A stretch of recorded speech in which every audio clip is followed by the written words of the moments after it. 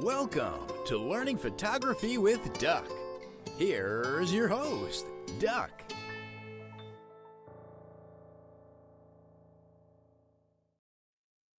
Ta-da! All right, we are here. Welcome once again to another edition of Learning Photography with Duck. I am, as always, your host, Duck. And today, as you can see, it's Photoshop week. And we're going to be covering how to do object removal from an image using some of the removal tools, whether it's blemishes or something unwanted in the background. And this was requested by Gloria, who, oh, there she is now, just joining us. She sent me an image of her family, and there's this little annoying problem in the background of one of her images. She wanted me to tackle it and show how it can be done. And I'll go over a couple other different little steps as well. So today it's about removing unwanted things from your photographs. So without further ado, before I forget, let me plug this. The end of the month, there's going to be another photo walk courtesy of the Connecticut Professional Photographers Association. This time it's going to be at the Tidal Marsh in North Haven. I've never been there, but from what I hear, it's a pretty cool walk. There's lots of things to see and photograph there.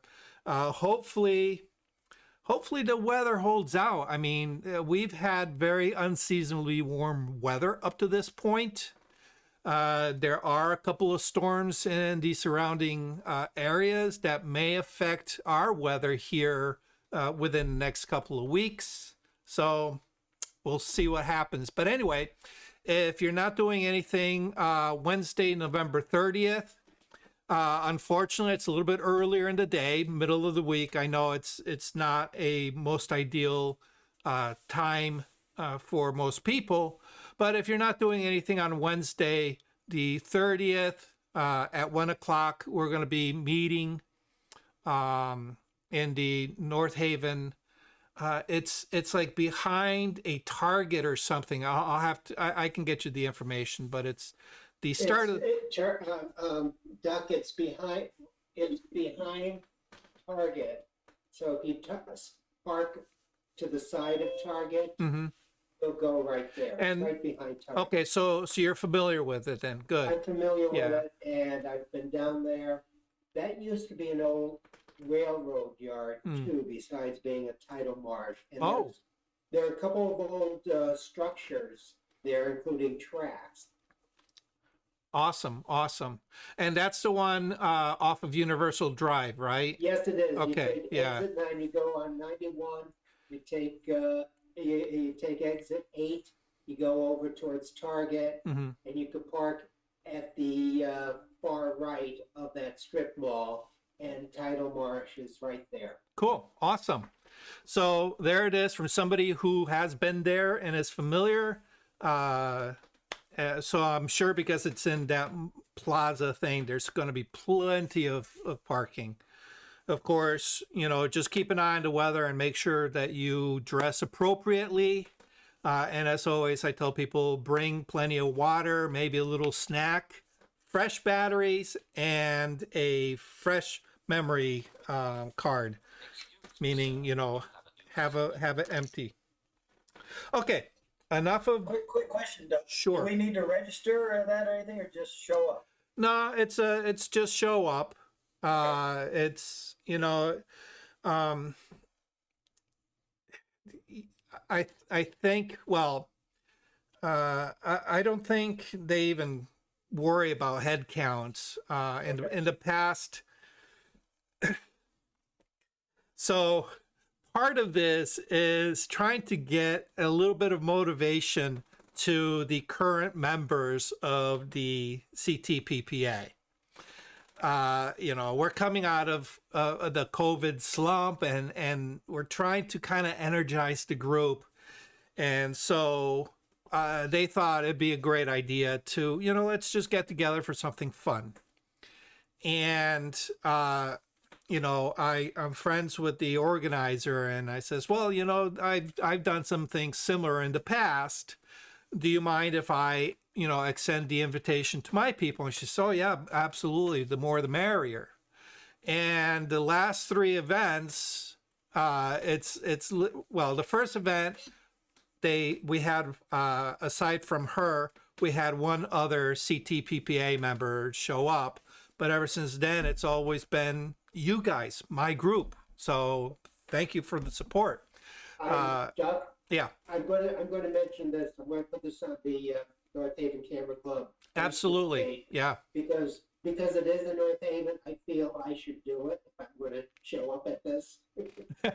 No, by all means, let anybody, everybody's welcome to come. Well, you know how photo walks are. It's Yeah. social hour. It's about, talking with friends and. That area is big enough that nobody's going to get it anybody's way. Oh There's yeah, a lot yeah. of photo opportunities down there. Awesome. But, and any excuse to get out amongst friends with a camera is good enough for me, right? Mhm. Okay, so anyway, like I said, today's episode is courtesy of Gloria. Gloria's here. She's joining us. And she sent me an image of her family. Where did I put it? Let me switch over. Oops, that's a close-up. Okay, so there it is. All right. We have this pumpkin that is kind of this weird tangent to her daughter's clothing that, just kind of sticks out like the sore thumb. And she wanted to know if, she wanted to learn how to remove it and probably get rid of the distraction of these cars and the little house behind to just kind of clean up the scene a little bit. And I said, sure, I'll just go over, some of the techniques. In addition to that, I have, where is the photo? I'll use this photo of me to show how to get rid of like stray hairs and do a little bit of cleanup, just to show something a little bit different as well, for you guys to learn. So that's what we got planned for today. So I guess we can get right into it. Give me 1 second. Now that the heat's starting to kick in, my throat's drying out a little bit more. So if I get hoarse and raspy, I apologize. All right. As always, you understand that anything that has to do with Photoshop or Lightroom, there's probably multiple ways of getting the results you want with a variety of tools. Sometimes it doesn't matter what tool you use as long as it does the job. Some tools do it better than others. So it's good to have, a variety of tools in your tool belt. When you go to solve a problem, you can basically choose the correct tool. Sometimes, you're limited and you may only have one tool, but as long as it does the job, use it for all it's worth. All right, so when it comes to removing stuff, right now I am in Lightroom, and as you can see, it's not a halfway decent photo, and it really doesn't need a lot of cleanup. It's basically just cosmetic cleanup on this part. All right. And as far as, how much cosmetic cleanup you want to do on a portrait, it's entirely up to you. But the rule of thumb is typically if a blemish is temporary, you'll want to remove it. But if it's something that is a part of the person's features, you might, you want to consider just keeping it in. All right. So the one thing I'm going to do is I'm just going to show you how to get rid of some of like these stray hairs in the beard, just to kind of clean it up a little bit. And the reason I'm doing this is because I want to show you some of the simple tools first before we get into the more complex stuff.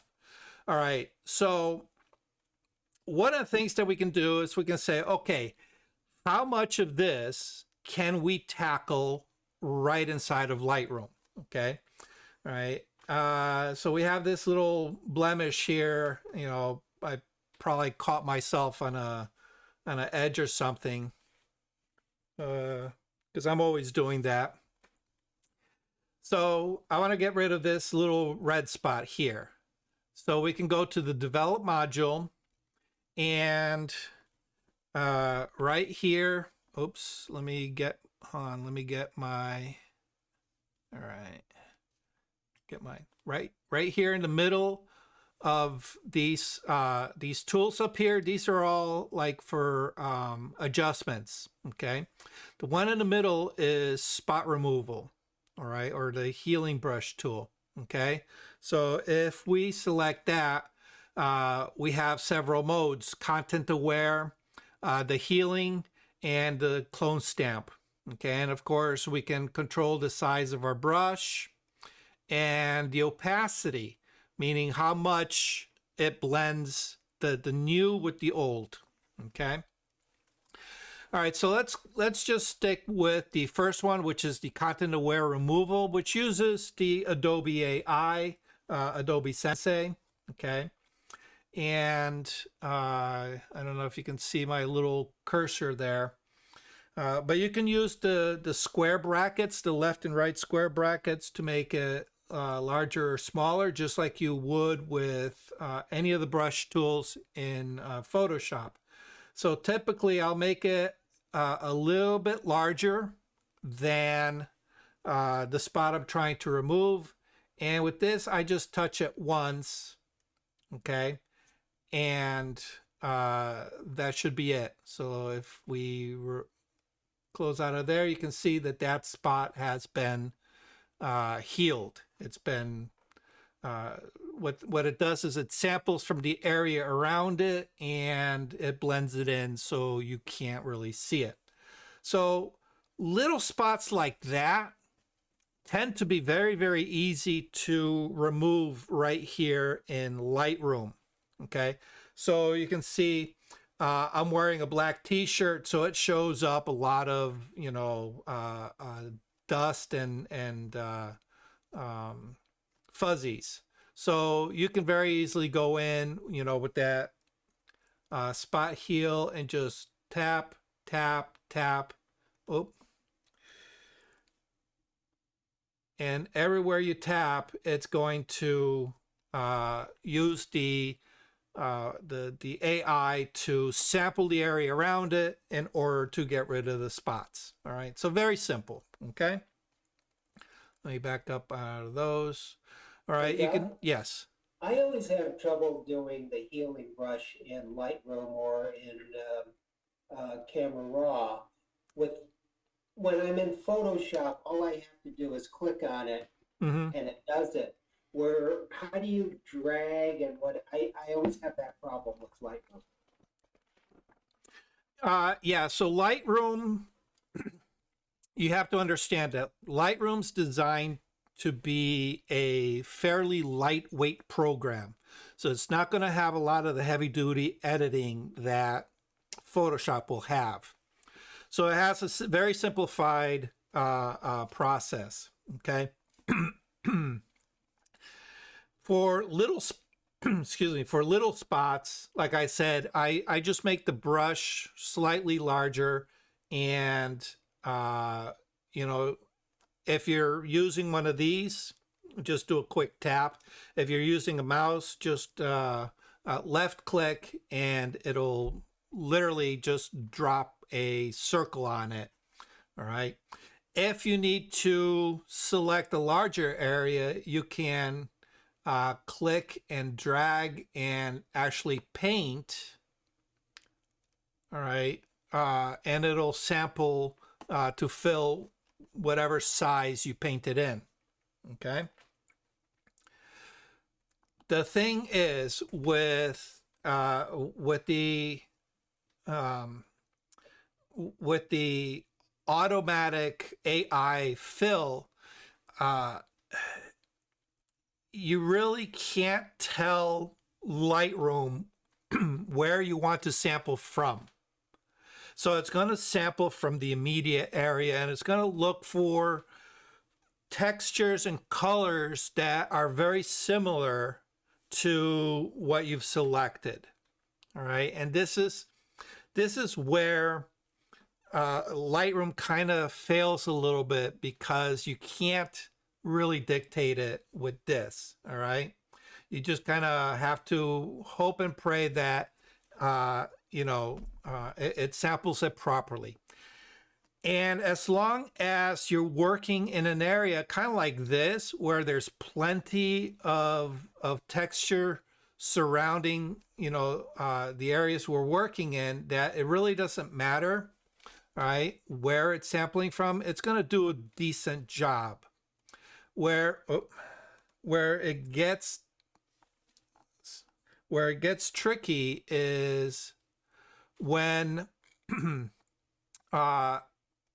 what you're trying to remove lies on a border, and we'll get to that in a minute, because that's the problem that Gloria had.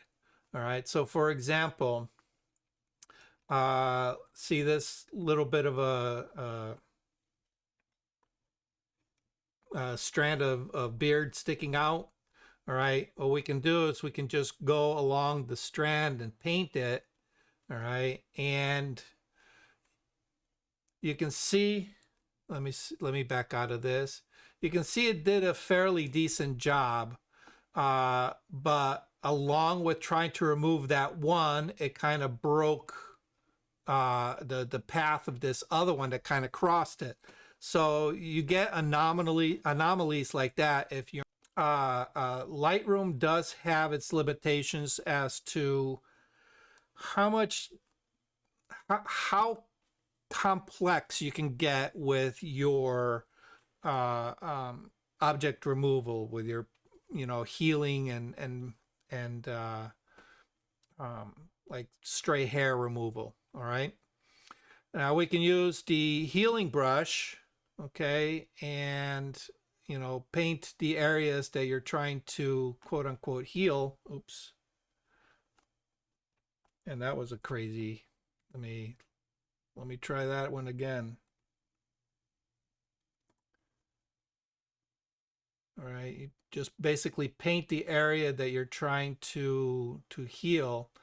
And this one's a little bit better than the AI one in some respects, because as you can see, what it's doing is this is the area that I painted, and that shape, you can see it's mirrored here, and this is the area that Lightroom is saying this is where I'm going to sample from in order to heal the area that you selected. And the nice thing about that is that if you don't agree with what Lightroom has selected, you can grab that part and you can move it around to pick or select an area that you feel works a little bit better. Okay? All right, so in this case, my background is fairly the same. So I can literally move this just about anywhere back here, and it's going to do a decent job of fixing that spot. Unfortunately, not every image that you need to work on is going to be that easy for you. All right, and that's where typically it's where you will have some kind of edge. All right, and this probably is not the best image to work with. Or if you have a busy or a textured background, where you don't have too much of a selection to choose from in order to heal or camouflage what you're trying to remove. Okay, and of course the clone stamp tool is pretty much the same as this, except what let's hope it works. Okay, so anyway, you can see that we are kind of limited to what we can do within Lightroom. All right, so what I want to do is I want to bring up the Glorious photo here. All right, so bring this over into the develop module. All right, and what we have is this, orange pumpkin that she would like to see removed.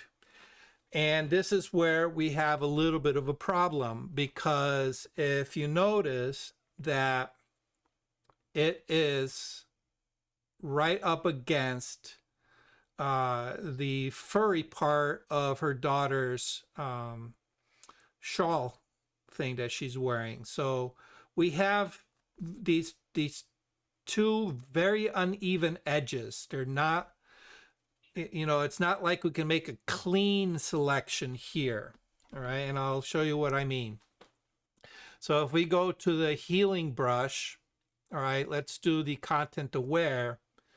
All right, and what we want to do is we want to just kind of make a selection of just the pumpkin. So what I'm going to do is, using the brush, I'm going to kind of brush all just up against the boundaries of the pumpkin, up against, oops, there we go. We'll see what happens. All right, and you can see that it does questionably, somewhat decent attempt, but we still have this really weird discoloration where it's it's kind of like an artifact from the pumpkin. And I'm actually surprised that it handled the edge as well as it did, because typically it doesn't. All right, typically we have some really weird stuff going on. So you can say, well, okay, what if I were to make a second pass over with a new brush? Okay, and this is where it gets tricky, because if I hover over the brushed area that I just did, you can see that it highlights it, and I'm not able to add to that selection or overlay any selection. The only thing that it allows me to do is, if I want to, I can move that selection around, which obviously is not what I want. I want to add a second pass over that area. Okay, so in order to do that, I would need to start my selection just to the edge of, or on the outer part, okay, and then come in and see if I can do a second pass that way.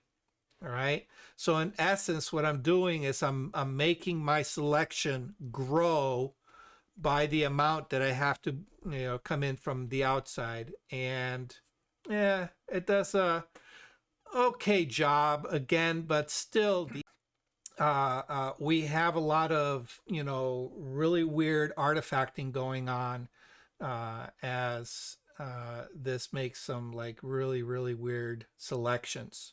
All right, and in order to make modifications, it's not like we can select the area, so it's got its limitations. So let me delete that.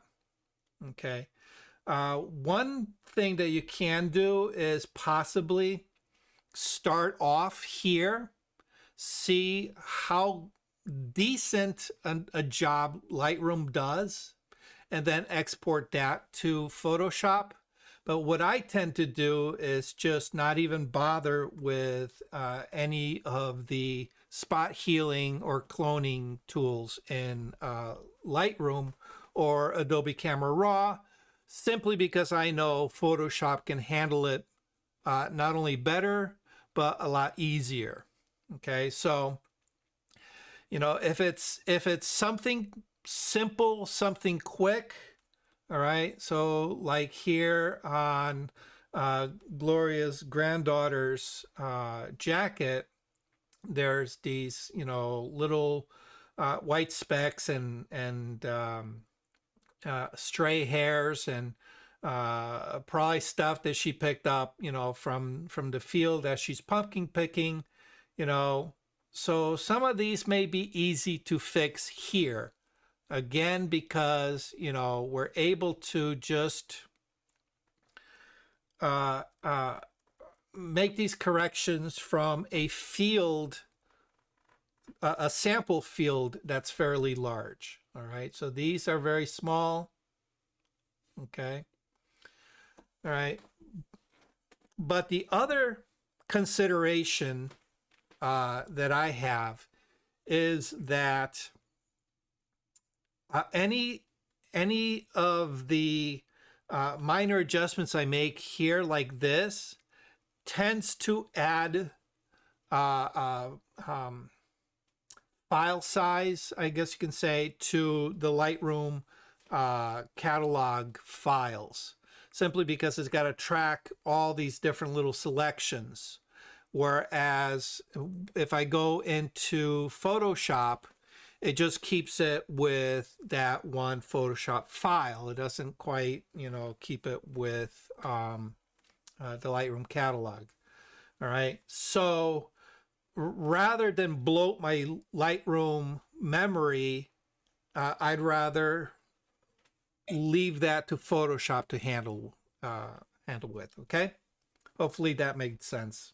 I don't know if all right. So I'm gonna go ahead and delete those. Okay. And delete that one. Delete that one.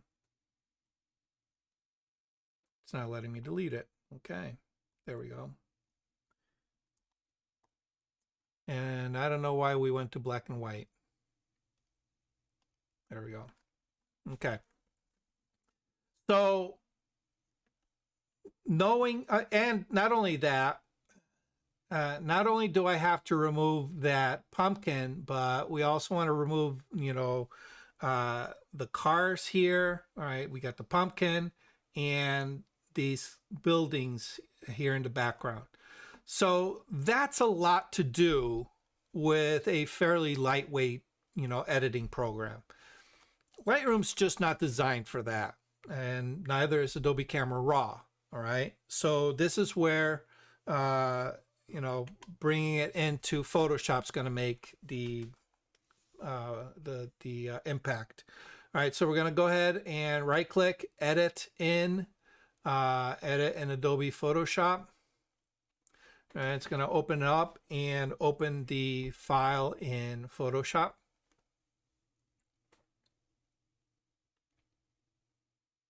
And of course, we want to work non-destructively.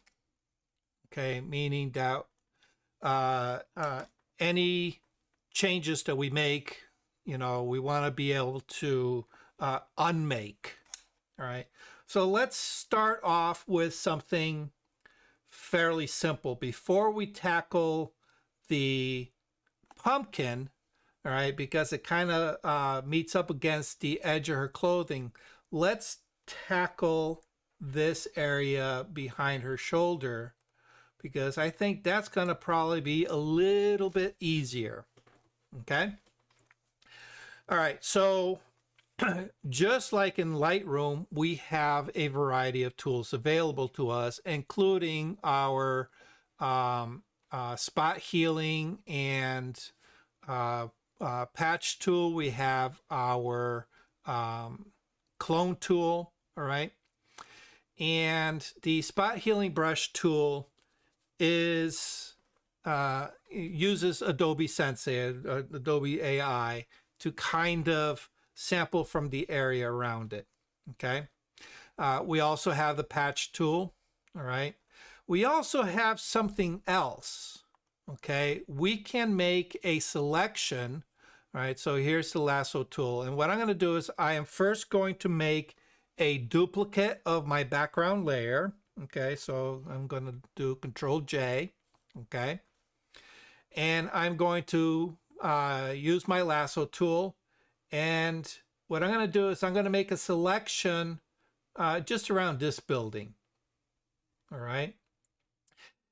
And if you notice, I am making my selection a little, I'm not right on the edge of this building, but a little bit outside of that.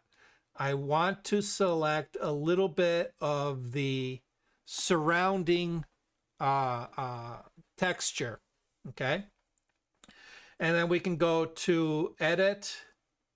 Where is it? Content aware fill. Okay. So edit about halfway down, content aware fill. And it's going to come up with this dialog box. Okay. And what it's, let me just open up this preview a little bit. Oops. Okay. And what it's going to ask you to do, it's going to ask you, all right, what area in the remaining part of the image do you want to sample from in order to fill in this part of the image? Okay. So obviously what I want to do is if we look at it, we have our kind of like this foreground plane right here. All right. Because they're standing in the field. And this is, even though it's their background in relation to the building, it's the foreground to the building. Okay. And then we have the trees here. All right. That is our background to the building. All right. So this is in relative to what we are trying to remove. Okay. So our foreground, you can see that there's a definite horizon. Okay. And our building is above that horizon line. So we really don't need to sample anything from below that building area. Okay. But we do want to sample from the trees. Okay. So with, by default, you have a brush. And then what I'm going to do is I'm going to just say, I want you to sample from all of this. All right. And you can make as big an area as you want. All right. And I am only selecting the areas of trees. Okay. And then you can see that it made a really, really crappy kind of patch. Okay. So what can we do? Well, we can see that we have a very hard line on the bottom. All right. So maybe we just need to select a little bit underneath here. All right, so that it knows that it needs to blend a little bit of the bottom part. All right, and that seems to have fixed it. Okay, not quite fixed on the upper part. All right, so let's expand our selection, see if it does anything. Not quite. Okay, and then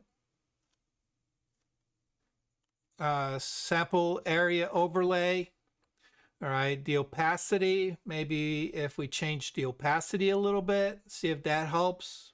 Not quite. Oh no, that's just the color overlay.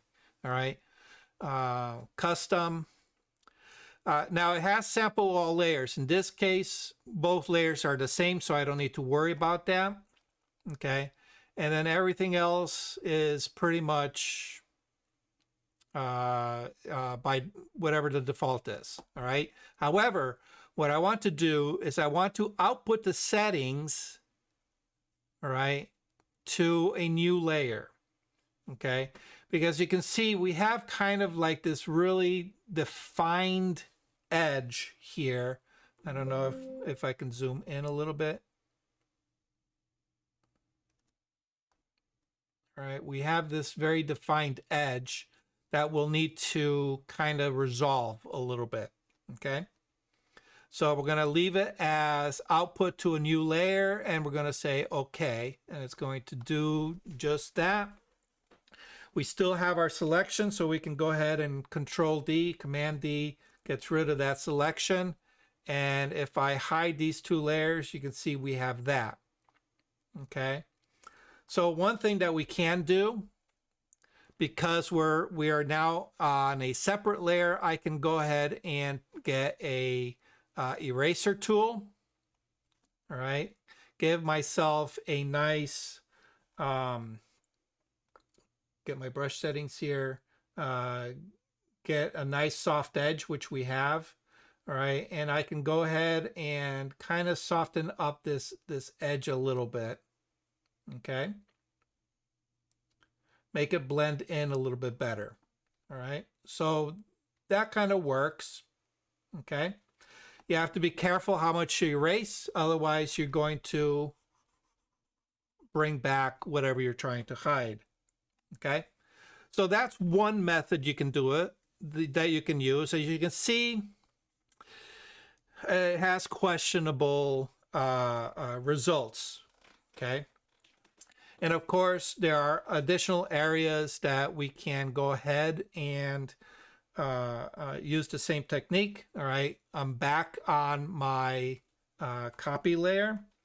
Go ahead and use my lasso tool, and I can go ahead and make another selection, edit, content aware fill.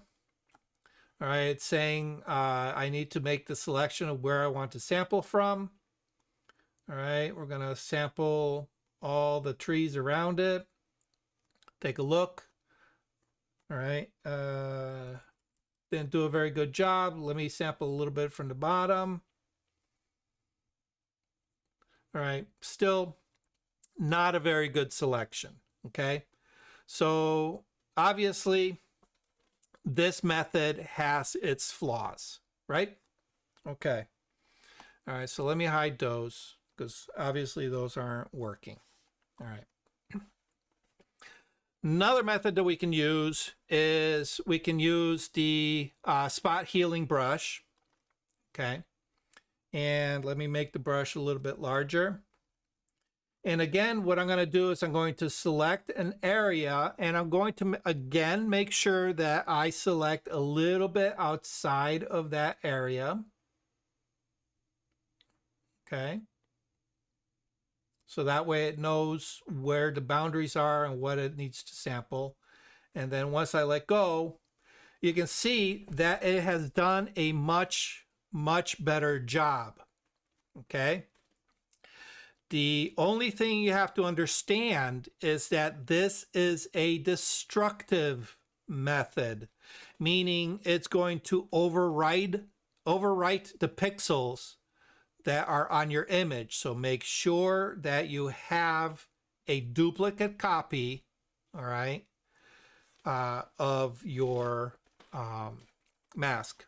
Or if you want to keep it non-destructive, create a new layer, a new blank layer, all right, and then with your tool selected, if you come up here to the toolbar, all right, and where it says sample all layers, make sure that is clicked, okay, and then it will sample everything from below. All right, so let me go ahead and delete that. So delete that so I show you. All right, go back, Control J, make a copy. It's always good to make a copy anyway. All right, so I have my blank layer selected. I go ahead and make my selection of the area. Let's expand it. Let's see how well it does this. All right. and we go ahead, all right? And you can see that it does a fairly decent job, but if we look at it, we can see obviously there's some flaws, okay? For one, we have this artifact where it's selected from her coat rather than from the background. So obviously that's going to need to be corrected. The other thing you notice is that there is some repetition of pattern going on because of its sample size. Okay. Now, in relation to, let me go ahead and, zoom out. In relation to the overall image, all right, we are working with a very small section of the image in relation to everything else. So literally, it only has a very small area to sample from in order to fix that, okay? So it's not like it has a lot of information to base its fix on. However, this allows us a good starting point, all right? And if, oops, let me zoom in. Okay. And if we look at it, we can actually see that it does a fairly decent job with just some minor tweaks that it's going to need, okay?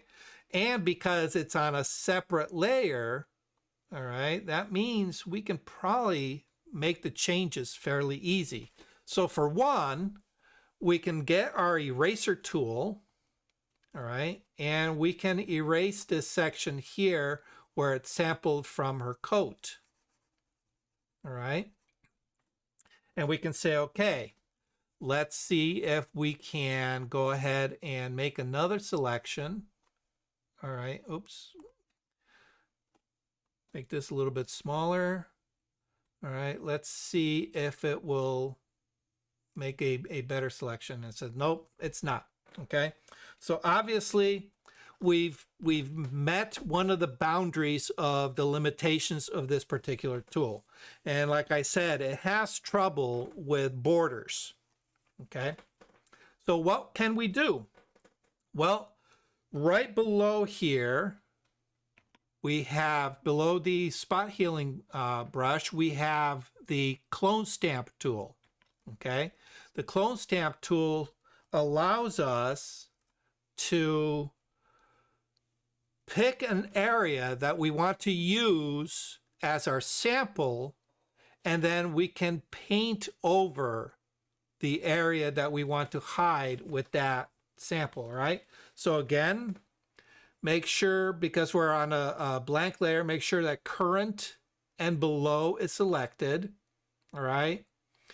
And you also want to make sure that where it says here aligned, you want to make sure that aligned is selected, okay? And the opacity, I'm going to bring the opacity up to 100%, okay? And the way this works is you're going to need the Alt or Option key for your Mac people. Alt key, right? What you want to do is you want to find a suitable texture within the vicinity that you want to use to fix this, okay? So obviously, we have our horizon line that we have established here. So we need to select some area up here and a little bit area here, okay? So using the Alt key, the cursor changes to this kind of like target reticle, and I'm going to go ahead and just pick a spot, okay? And now I come down to the area that I want to cover, and I'm just going to go ahead and paint.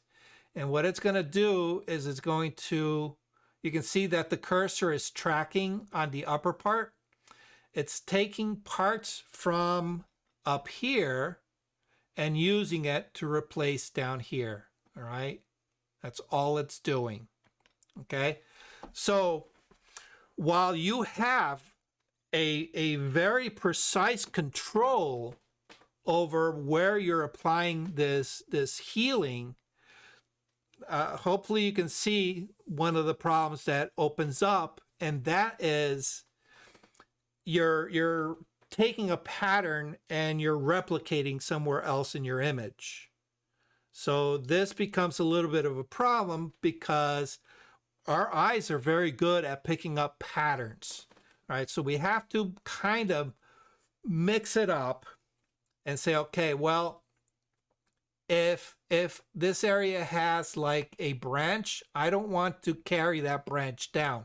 So avoid any, very obvious items in the texture, that are going to present problems. Okay. All right. So what we can do is I'm going to select this kind of like nondescript area of the tree here, and I'm going to use some of that. Okay. Maybe a little bit here. All right. And what I'm doing is I'm just basically using small patches of the outlying area just to break up any pattern that may arise. Okay. That being said, in the previous attempt, we had these repeating patterns appearing here. All right.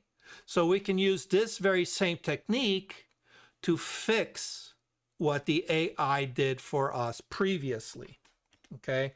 So with the clone stamp tool, I can now go ahead and select something here to cover up some of these little repeating patterns. Okay. And of course, we can come in and kind of fix this area. All right. And because I have a very soft brush, let me see if I can zoom in. Okay. You can see that the edge is fairly decent. Okay. Along her jacket. Okay. So if we zoom out, obviously you'll never be able to see it. But if you're going to be printing this, you have to be careful. You got to consider, how big am I printing it? Okay. How much can I get away with flubbing certain things? Okay. But you definitely want to make sure you don't have any patterns that kind of call out to you and say, ooh, that's repeating. Okay. All right. So you can see we got rid of that that mess of trees, not tree, cars and the building there, just by sampling the area. Oh, okay. I just noticed this. I didn't catch it before. All right. There's a repeating pattern. Okay. So there's something we'll need to fix. So clone stamp tool, Alt. Okay, maybe just go in a little bit here, all right, and then just break up the pattern. Okay, that is also useful if you find areas where like that section of tree is in deep shadow. Maybe I don't want that deep of a shadow showing there. All right.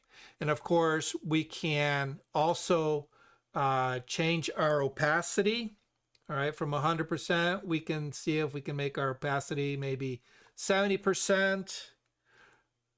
Sample from an area outside, and then just kind of use it to not quite stamp it, but add a blended overlay. Okay, so if I zoom out, you can see that visual pull from the edge there is now gone. Okay, and it just looks like natural woodlands behind. Any questions on these tools so far? Yes. Yes, go ahead. What does the align option do for you? Checked or not? Oh, What's the okay. difference? Good question. Okay. Let me show you by working on this part of the image. Okay. All right.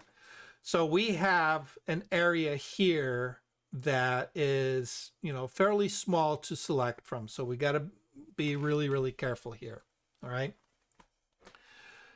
With the clone stamp tool, all right, I'm going to bring my opacity back up to 100% here. All right. And flows at 100. All right.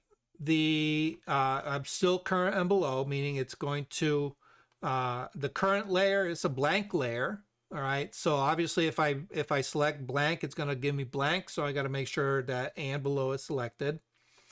Now aligned, I said before, make sure that that's checked. Okay. So this is what it does. I have an area above here that I want to use as my sample. All right, so I'm going to press and hold the Alt key, click, all right, and now when I bring my cursor down and I start painting, you can see the cursor above the little plus symbol, how it moves in relation to where I'm painting. Can you see that on your screen? Yes. Okay. Yes. Good. Now, I'm still painting. All right. Now, when I stop painting, I lift my cursor, my thing off. All right. You can see that my clone stamp tool is, now looks like it has a little white dot above it. Okay. Because the selection point that I made previously is still relative to that cursor. So now if I go and click on this area here, you'll see that that plus symbol now shows back up, and it's tracking the same as the cursor below. All right, my brush below. Okay. All right. That is aligned. Okay. If I uncheck this, right, and what I'm going to do is I'm going to see this little dark blob. I'm going to select that. All right, I'm going to click right in the center of that blob. Okay, and I'm going to start painting here. And as I paint, you notice that once again, that little symbol, that little plus symbol is tracking my movements. Okay. But as soon as I stop and let go, and let's say I'm going to move over here, all right, it picks back up to that selection that I made previously. Okay. It's not tracking to a new location in alignment with my brush. It's always going to come back to this spot. All right. So if I lift off and come back, lift off and come back, lift off and come back, you can see how it's making that repeating pattern. All right. Because every time I attack the image again, fresh, it's going to reset to that location. All right. Because it's no longer aligned to the position of my clone tool. All right. It's locked to where I made my initial selection. All right. Of course, we can go ahead and select a new position and do that. But again, every time I release and move my cursor, it's going to stay on that one spot. All right. So this is useful in some situations where where you have a texture that's fairly uniform and you want to eliminate a lot of complicated texture and replace it with that simple texture. That's when it becomes useful. But again, you have to be careful with any repetition. All right. So if you have texture that shows up repetition fairly easy, like these trees would, I don't suggest using it. right? But it does have its applications. I have used it in some um, in some circumstances where I'm trying to remove a blemish on a product that has a fairly uniform surface. All right, not so much on an item that has a lot of really weird texture like this. Okay. All right, so that's the clone stamp tool. That's the healing brush tool. All right, let me make this a little bit bigger. Alt. And then if we zoom out, we can see it does, excuse me, does a fairly decent job. Okay. The the other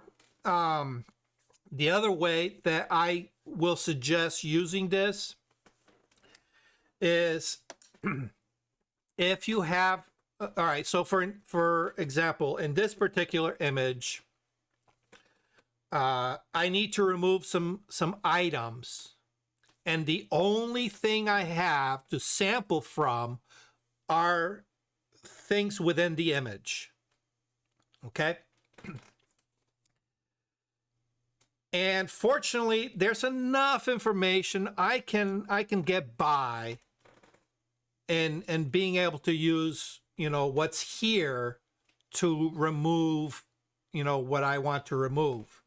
All right. But there may be some situations where, like, for example, if the background would show a lot more repetition, where I really can't use the available data, sometimes it helps to have a secondary image that has that will expand on your texture. So for example, if I said, all right, I want to remove the greenhouse and the parked cars, but there's not enough detail, what I would do is I would look through the collection from that photo shoot and say, oh, well, here's one taken from roughly the same angle, but they're not quite in the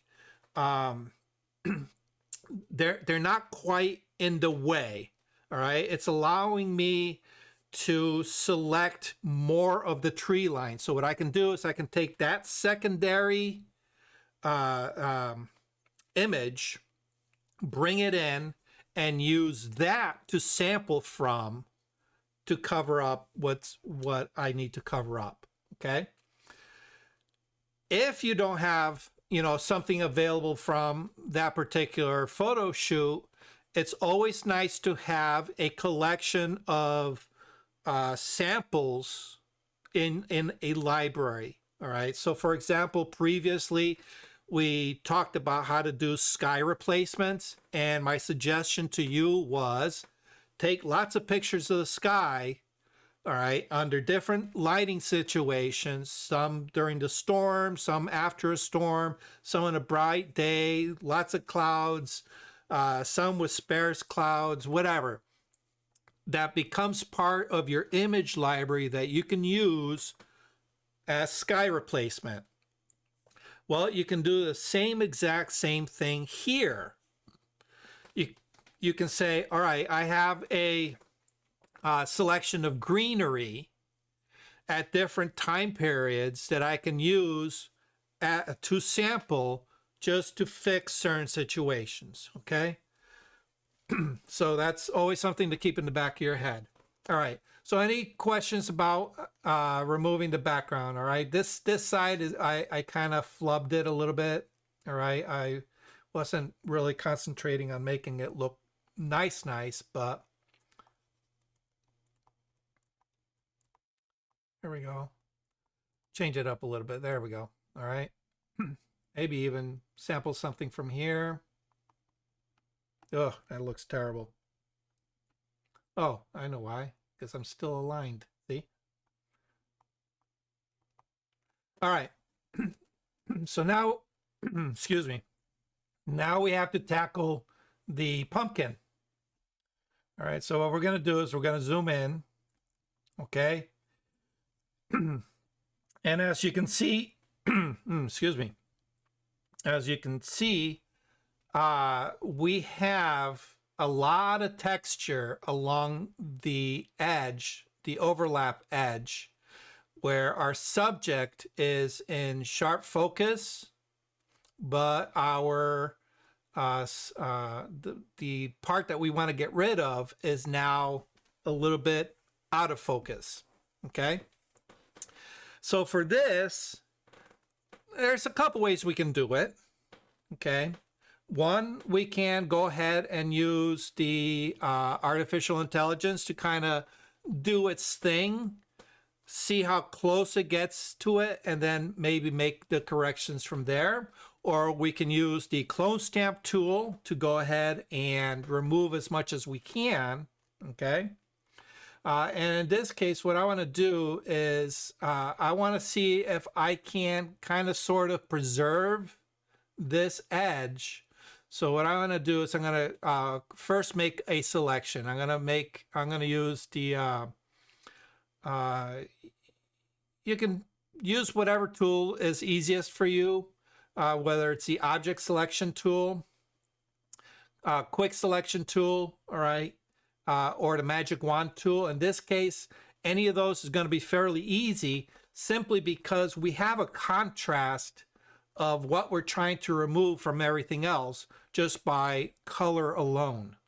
Okay, so I'm just going to go ahead and use the quick selection tool, and obviously it selected a little bit too much. So I'm going to go ahead and click on the minus, and I am going to remove some of this, clean up the edges a little bit, remove that. All right, and it's doing a fairly almost decent job. Okay. All right, and then you can use the, all right, so here I am. Up here you can see it has the plus symbol, meaning that I can add to my selection, okay? But as you are working, if you need to remove something, just use the shift, the alt key or the option key for you Mac people, and you notice that it changes from a plus symbol to a minus symbol. I don't know if you can see it on the screen. Plus symbol, minus symbol, all right? Of course, you can use the bracket keys to change the size. All right, so I want to remove this little bit here, this little bit here from the mask. All right, so I can use the minus key, or the alt key. I'm holding the alt key to turn it to a negative, and then when I release it, it puts me back into the add. Okay. All right, so let me back this out a little bit. Okay. So another tool that we have available is the patch tool. Okay. And if you were the spot healing brush tool, if you click on the little arrow there, it's going to open up the fly menu, and it's located right there. Okay. And you need a selection to use this particular tool. Okay. So what we want to do is we want to patch content aware. All right. So if we come up here, patch content aware. All right. And you can keep everything else pretty much the same, but make sure sample all layers is selected, because once again, I am on a blank layer. All right, so I have to make sure that it samples everything below it. However, keep in mind when it says sample all layers, it will also sample any layers above it as well. So be aware, you may need to turn off some layers temporarily in order for this to work properly. Okay, so once you have your selection, okay, make sure you're in the single selection. When you put the cursor over the selection, it allows you to move that selection. And what I'm going to do is I'm going to move it to an area fairly adjacent to it where the pattern and the texture of the area I am selecting kind of sort of matches what I want to paste into, to do the cover up. Okay. And then I just let go and it does its magic. Okay. Control D to deselect. And you can see that it does a fairly decent job, all right, of fixing the area, okay? But because of the edges being a little bit soft, it doesn't quite handle the edges very well. But I'm not too concerned about that. What I'm concerned about is not picking up any repeating patterns, which it does a very good job at, all right? And not overly, not giving me an absurd amount of artifacts for me to clean up. The only thing I really need to clean up is just the edges, okay? And the edges here, all right, are probably going to be the easiest simply because we're dealing with similar textures on both sides of that line, okay? So I can go ahead and use my spot healing brush, make it a little bit smaller here, and I can just go ahead and clean up that edge really, really well, all right? And you can see that it does a fairly decent job, all right? However, the tricky part is right here along the, not fur, but along the, that fuzzy edge of her clothes, okay? We can see residual orange from the pumpkin. All right, so we will need to go ahead and clean that up. So I'm going to go ahead and zoom in, okay? And using the clone stamp, oops, where is it? My clone stamp, okay? Ooh, let's make that a lot smaller, okay? Because we're working within a very tight area, okay? And now what I can do is I can go ahead and press the Alt key, all right, to make a selection, all right, and then I can just go ahead and paint in up to and get rid of all that kind of like the orange, all right. And the nice thing is because that edge is fairly staggered, you can see I'm working fairly quickly. I'm not being overly cautious, all right. It's just wherever I see orange, I want to just basically get rid of the orange. But I don't want to go too deep in, because we want to maintain the illusion of that texture, all right? And let's get rid of that. That's kind of bothering me there, all right? Oops. Let's sample from the lighter area, all right? Anytime you need to change your sample, all right, just press the Alt key or Option key, all right? Make sure you're not doing any repeating patterns, all right? If you need to resize your brush a little bit, resize your brush, there we go. And then when we zoom out, okay, voila, it's gone, all right? Before, after, okay? Obviously, if I take my time a little bit more rather than rushing the explanation in this area, I could probably make it look a little bit better, all right? This area looks really, really good, and this area is very passable, all right? I might want to do some cleanup here just to make it less uniform looking, all right? Because that kind of gives it that artificial look, all right? So if we introduce a little bit more discrepancies there, it'll just make it look a little bit more believable. All right. Oh, and I was not sharing my screen. Hopefully everybody saw that okay. All right. Make sure you have my screen enlarged to your screen, okay? All right. Any questions on any of that, Gloria, since this is your image?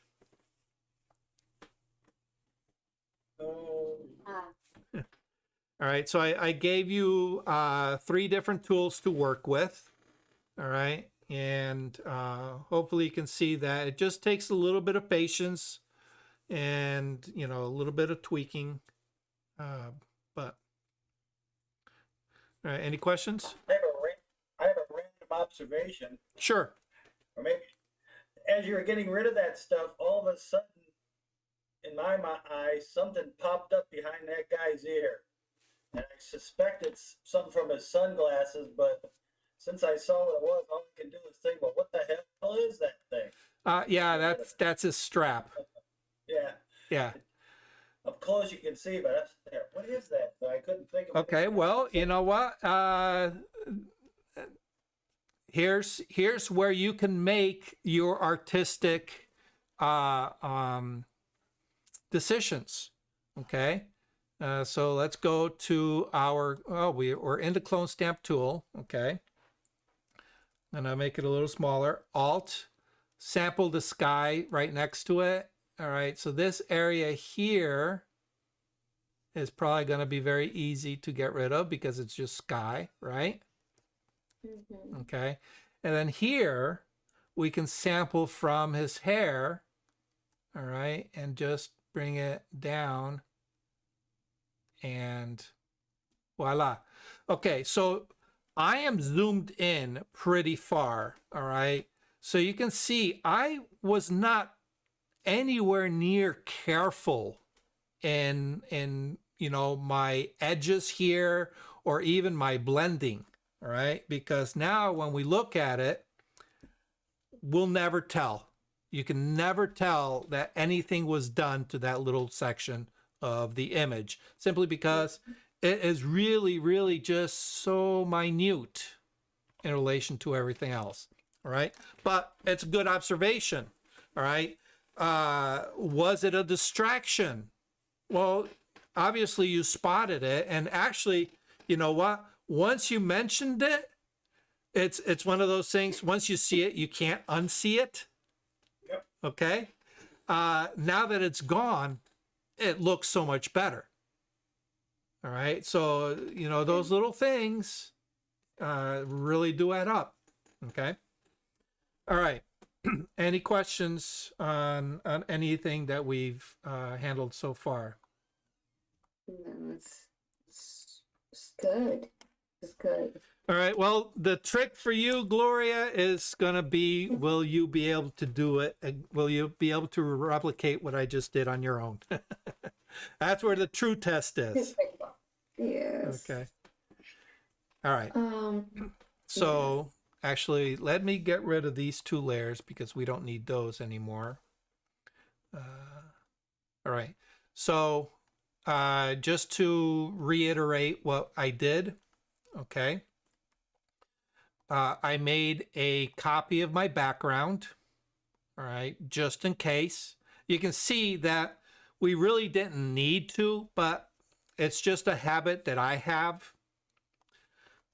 And then the reason being is because these tools here, all right, they are destructive tools, meaning they will overwrite any pixels that it changes, okay? So while I did this on a blank layer, if you're working on a complex image where you have multiple layers, I can't tell you how many times I've selected and started working on the wrong layer just because I was working too fast, not quite paying attention, and I'm actually doing destructive editing to my original. All right.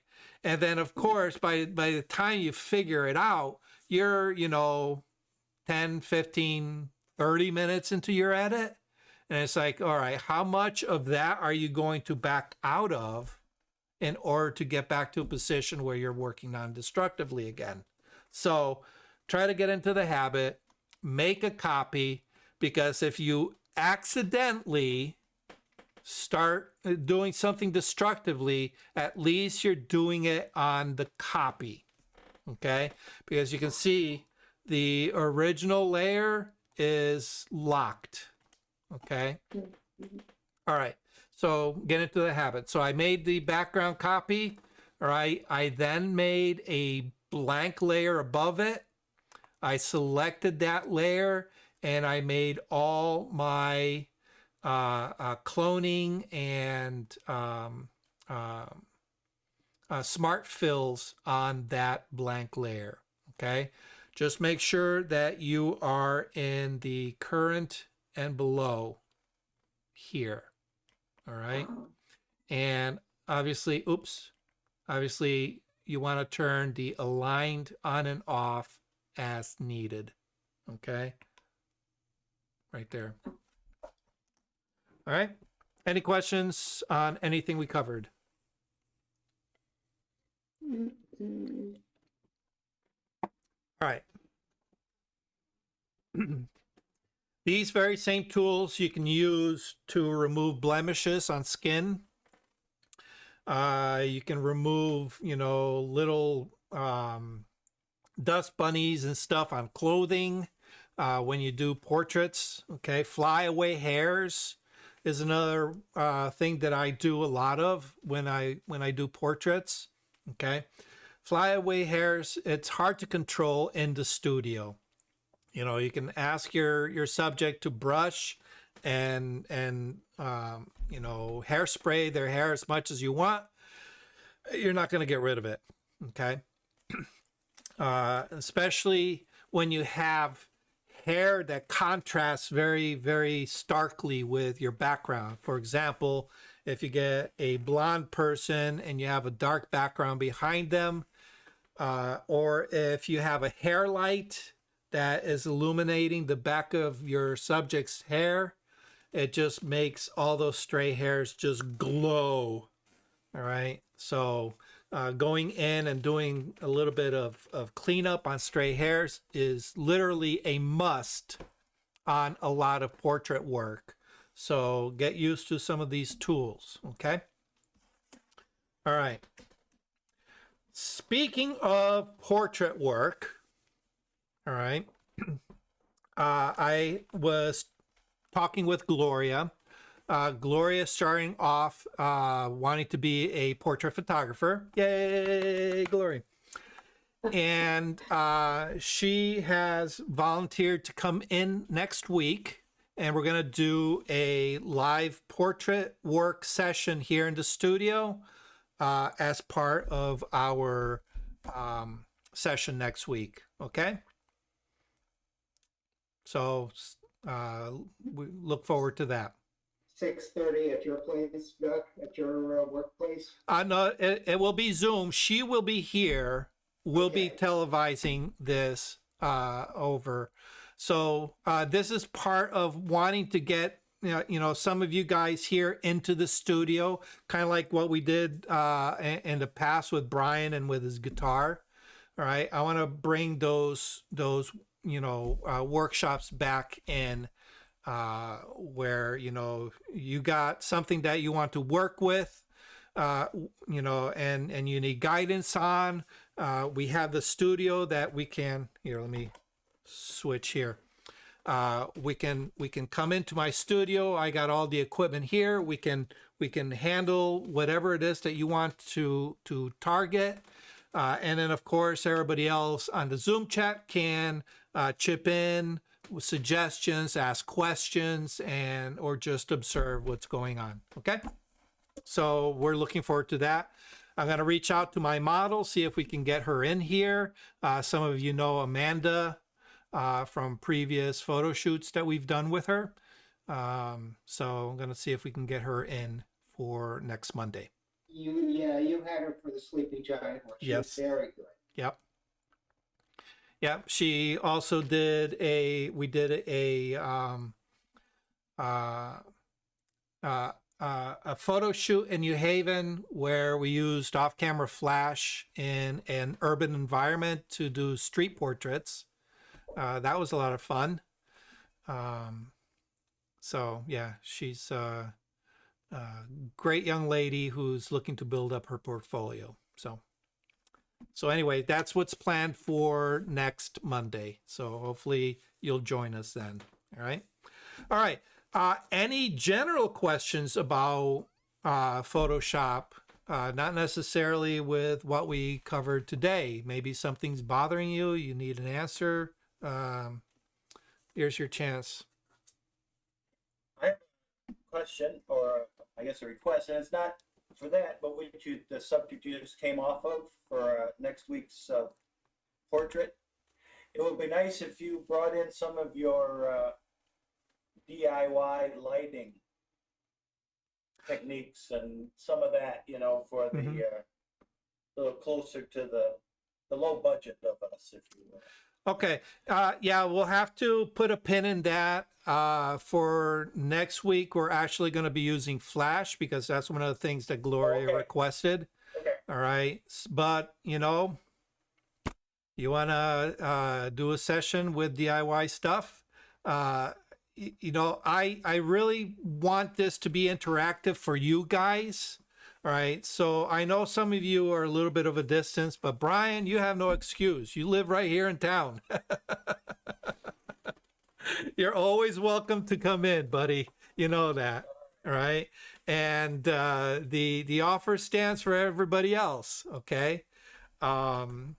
If there's something specific that you want to learn about and you want to learn it firsthand, right here in the studio.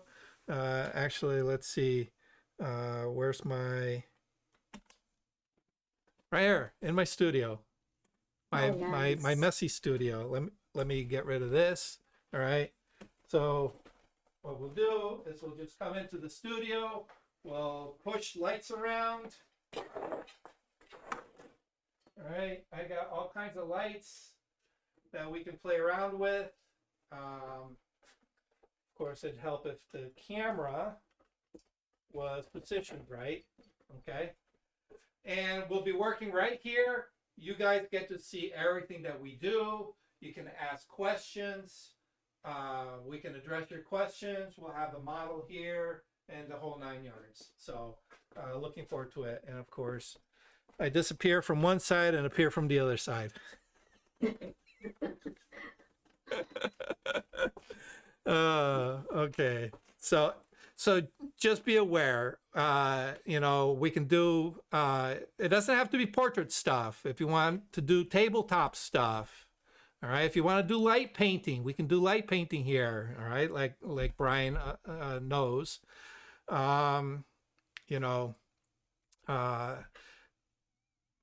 DIY lighting, or maybe, maybe you have some lights, but you just don't know how to control them. All right. We can go into the different types of modifiers. I have, here's the softbox. I got the softbox behind me, but we have other types of modifiers. Okay. We can kind of discuss different types of modifiers, small modifiers, big modifiers. I got a variety of stuff. All right. Oh, speaking of DIY, it's not until next year, but next year is literally right around the corner. All right. But the Connecticut PPA has their annual conference coming up. I don't know the date offhand, but I will be one of the presenters at CTPPA. And the topic is going to be DIY equipment for your studio. So I will be, I'll be sharing the stage with one or two other photographers. We haven't quite figured it out yet. Depends on who's available. But I will be showcasing a lot of the DIY stuff that I have here in my studio. explain how I made them, what kind of skill levels required to go into it, how to use them, the whole 9 yards. And I have everything from very simple to, pretty complex stuff. So if you're interested in, that plus more, we got a lot of great speakers coming in into our next conference. Stay tuned. I'll let you know when you can purchase tickets and attend the convention. It's a 3-day convention. I'm not sure exactly what happens on the first day, but we have speakers lined up, second and third day, Saturday and Sunday. Canon, I believe, is going to be doing a photo walk, and all kinds of convention goodies going on. So I'll keep you informed as we get closer. Thanks.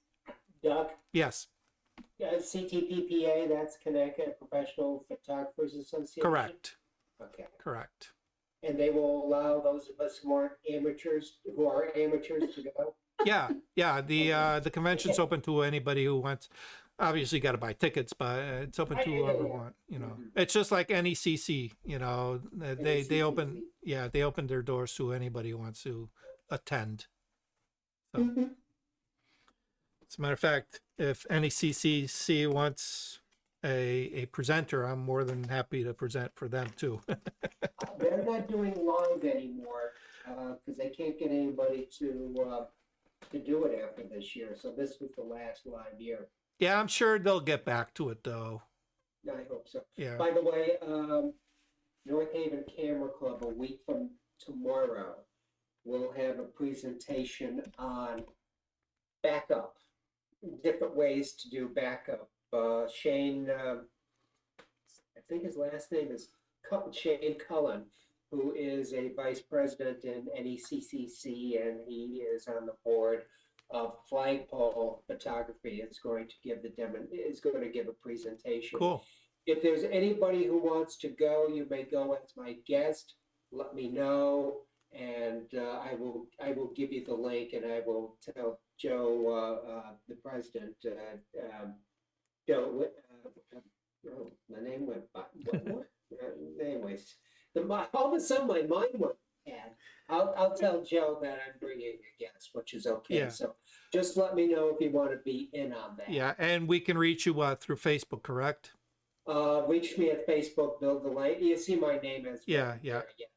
Yeah, absolutely. Take advantage of it. Or my cell is 203. No. Don't give it out. Oh, we're on recording. Okay. Yeah. we don't need you doxing yourself here. Yeah. Okay. If you can't find me, contact Duck, and Duck, you may give a person individually my Okay. All right. information. Thank you on that. But yeah, while we're on the subject, if you are not involved in a camera club and you're looking to expand your knowledge base, that's a great way of doing it. The North Haven Camera Club, I will attest, they are very, very active. The Flagpole Camera Club, which is out of Newtown, they're fairly active. The Bridgeport one, they used to be very active. I don't know how active they are lately. I haven't heard very much from them. But there are a few camera clubs in the area that you can be a member of and be active. They tend to focus more on competitions, which is a great way of gaining exposure and gaining experience. So. By the way, if you want to see an exhibit, Flagpole, they do this every year. They're having an exhibit that started November 1st. It goes through December 29th, anytime during the day at Newtown Municipal Center at Fairfield Hills Campus. The address is 3 Primrose, Primrose Street, 3 Primrose Street in Newtown, Connecticut. Cool. I know Shane and his wife, Rhonda, are very talented. And some of us from North Haven Camera Club have judged for them. They have judged for us. and they are a very good camera club. Awesome. All right, so there you go. You got options, folks. Not just me, but there are lots of active photographers in our community. So Hartford County Amateur Photographer Yep. on Facebook. Yep. Robert runs he's always trying to do something, to stay active and get out there shooting. So yeah, if you're not aware of Robert's group, he's been doing a lot with the Gillette Castle lately. I've noticed he loves that place. Yeah, the exact name on Facebook is Hartford County Amateur Photographers. He's going to do a photo walk on Friday, November 25th at 2 p.m. at Gillette Train Trails. The train trails, yeah. In East Haddam. Jill is going. Jill, or she's interested in going. Cool. Jill. Mm-hmm. Okay. Oh, the event is sponsored by the Friends of Gillette Castle Park. Okay. Cool. Oh, before I forget, let me switch over to my desktop. This came in my mail recently, yesterday, day before, something like that. But everybody knows that I use tablets. Okay. Here and at home, I have a pen display at home, and they're all Huion. They sent me this notification that they're having their Black Friday sale up to 30% off on a lot of their products. So if you're looking to get into a tablet or a pen display, here's your chance. Take advantage of the savings. All right. So that's just, they don't pay me to advertise. I just like their products and passing the information on to you guys. Okay. Nice. All right. Usually at Christmas time, Milford Photo has sales on cameras and stuff. Yeah. Yeah. One year. Well, it's that time of year. We're getting, Yes, we're getting into the giving season, and yeah. So, all right. Any questions? Any comments? Anybody want to share anything exciting that's going on in your lives?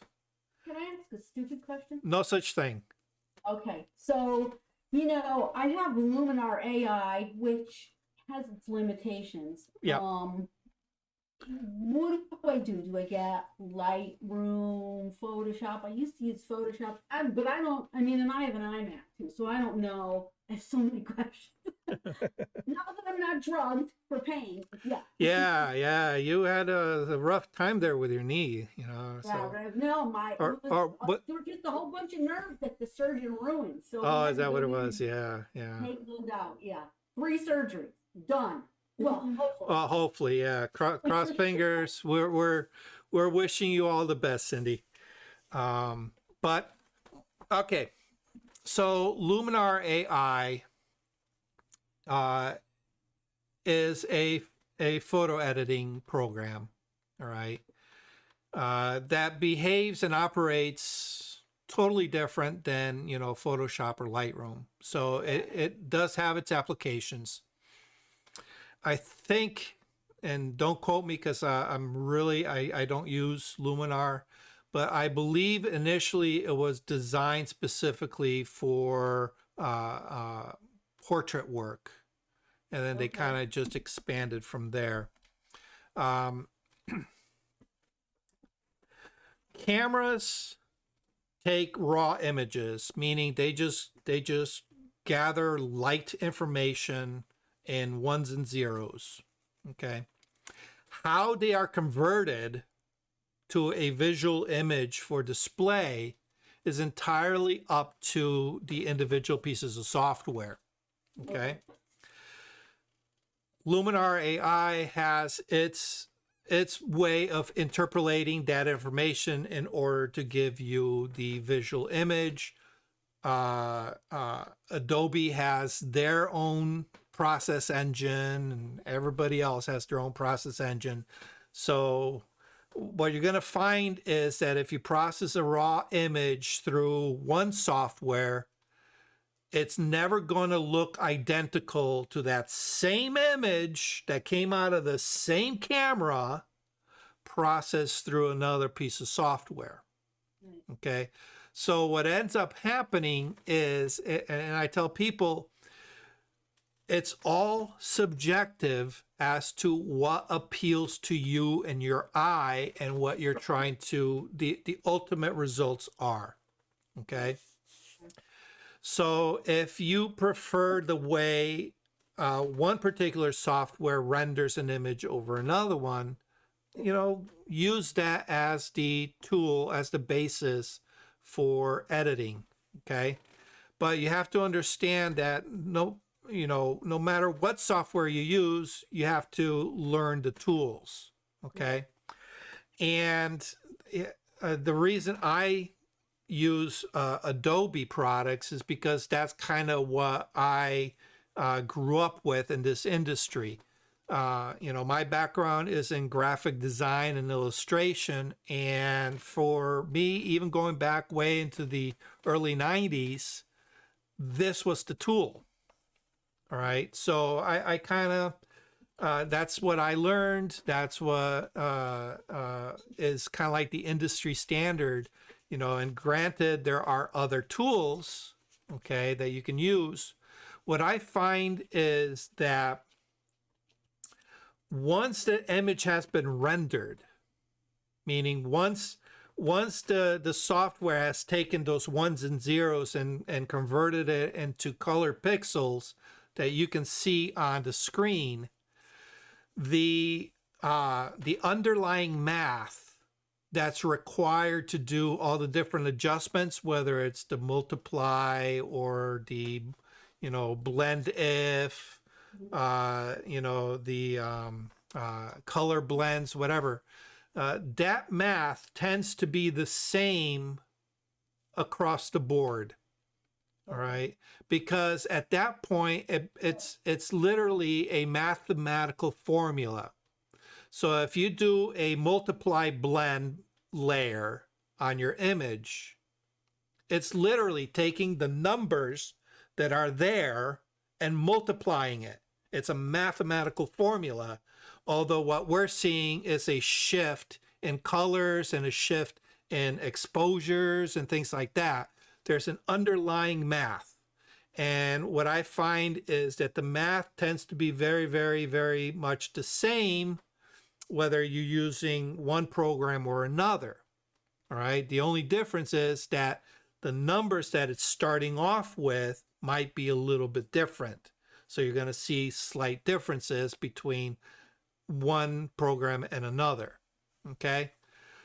For that reason, that's why I said if you understand the fundamentals in one program, it's very easy to apply that into another program because the tools behave pretty much the same. They just may be organized different. They may have different icons, may have a different location. All right. But the tools behave the same. So if you learn the tools here, with a little bit of training and reorienting, you can use them in excuse me, you can use them in a different program. Okay. So it's whatever you're comfortable with and whatever that program has, options. All right. The other thing is, like, for example, let's just compare Lightroom and Photoshop. Okay. They are both. That was my next question. Yeah. Okay. Yeah. They are both editing programs. The only thing is that one is also a content manager, all right, okay, which is Lightroom. So Lightroom, all right, so going into the history, Photoshop,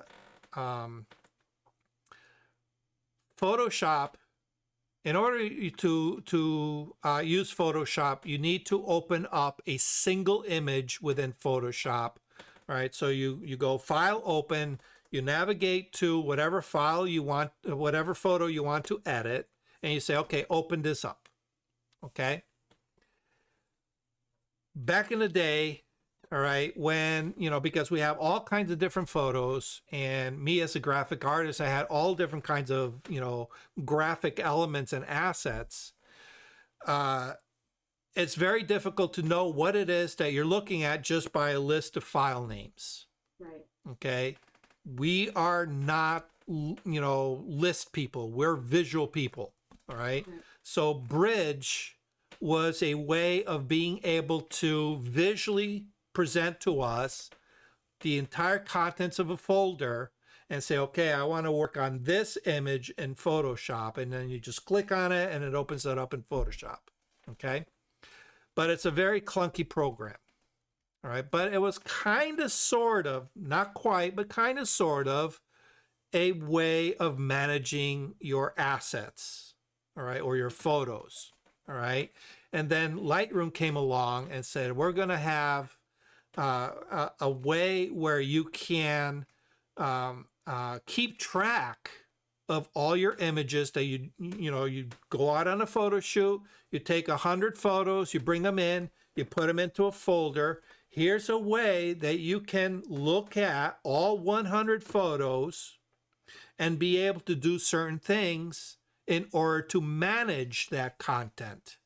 All right. And that meant, using star ratings, using color ratings, being able to add keywords, and the simple things that makes it into a database. All right. Because once you have a database, you can manipulate that data in however way you want. You can segregate, you can fine tune, you can, aggregate. All right. That's something that Lightroom does very, very well that Bridge and Photoshop can't do. Okay. So for a lot of people, that was fantastic in and of itself. But what they did is they said, okay, well, you have all your images here, you have this program open, all right, but we can do some editing here. All right, so they had that editing module, so you can stay within that one program, but you are limited to what you can do as far as editing within Lightroom. Okay, simply because you don't have options to do compositing, any kind of layer work, and for the longest time, making selections was ridiculous. All right. Being able to create masks was like unheard of in Lightroom, right? This is something that's developed, right? But it was okay because we can very easily go from Lightroom to Photoshop and from Photoshop back into Lightroom, and that served its purpose, okay?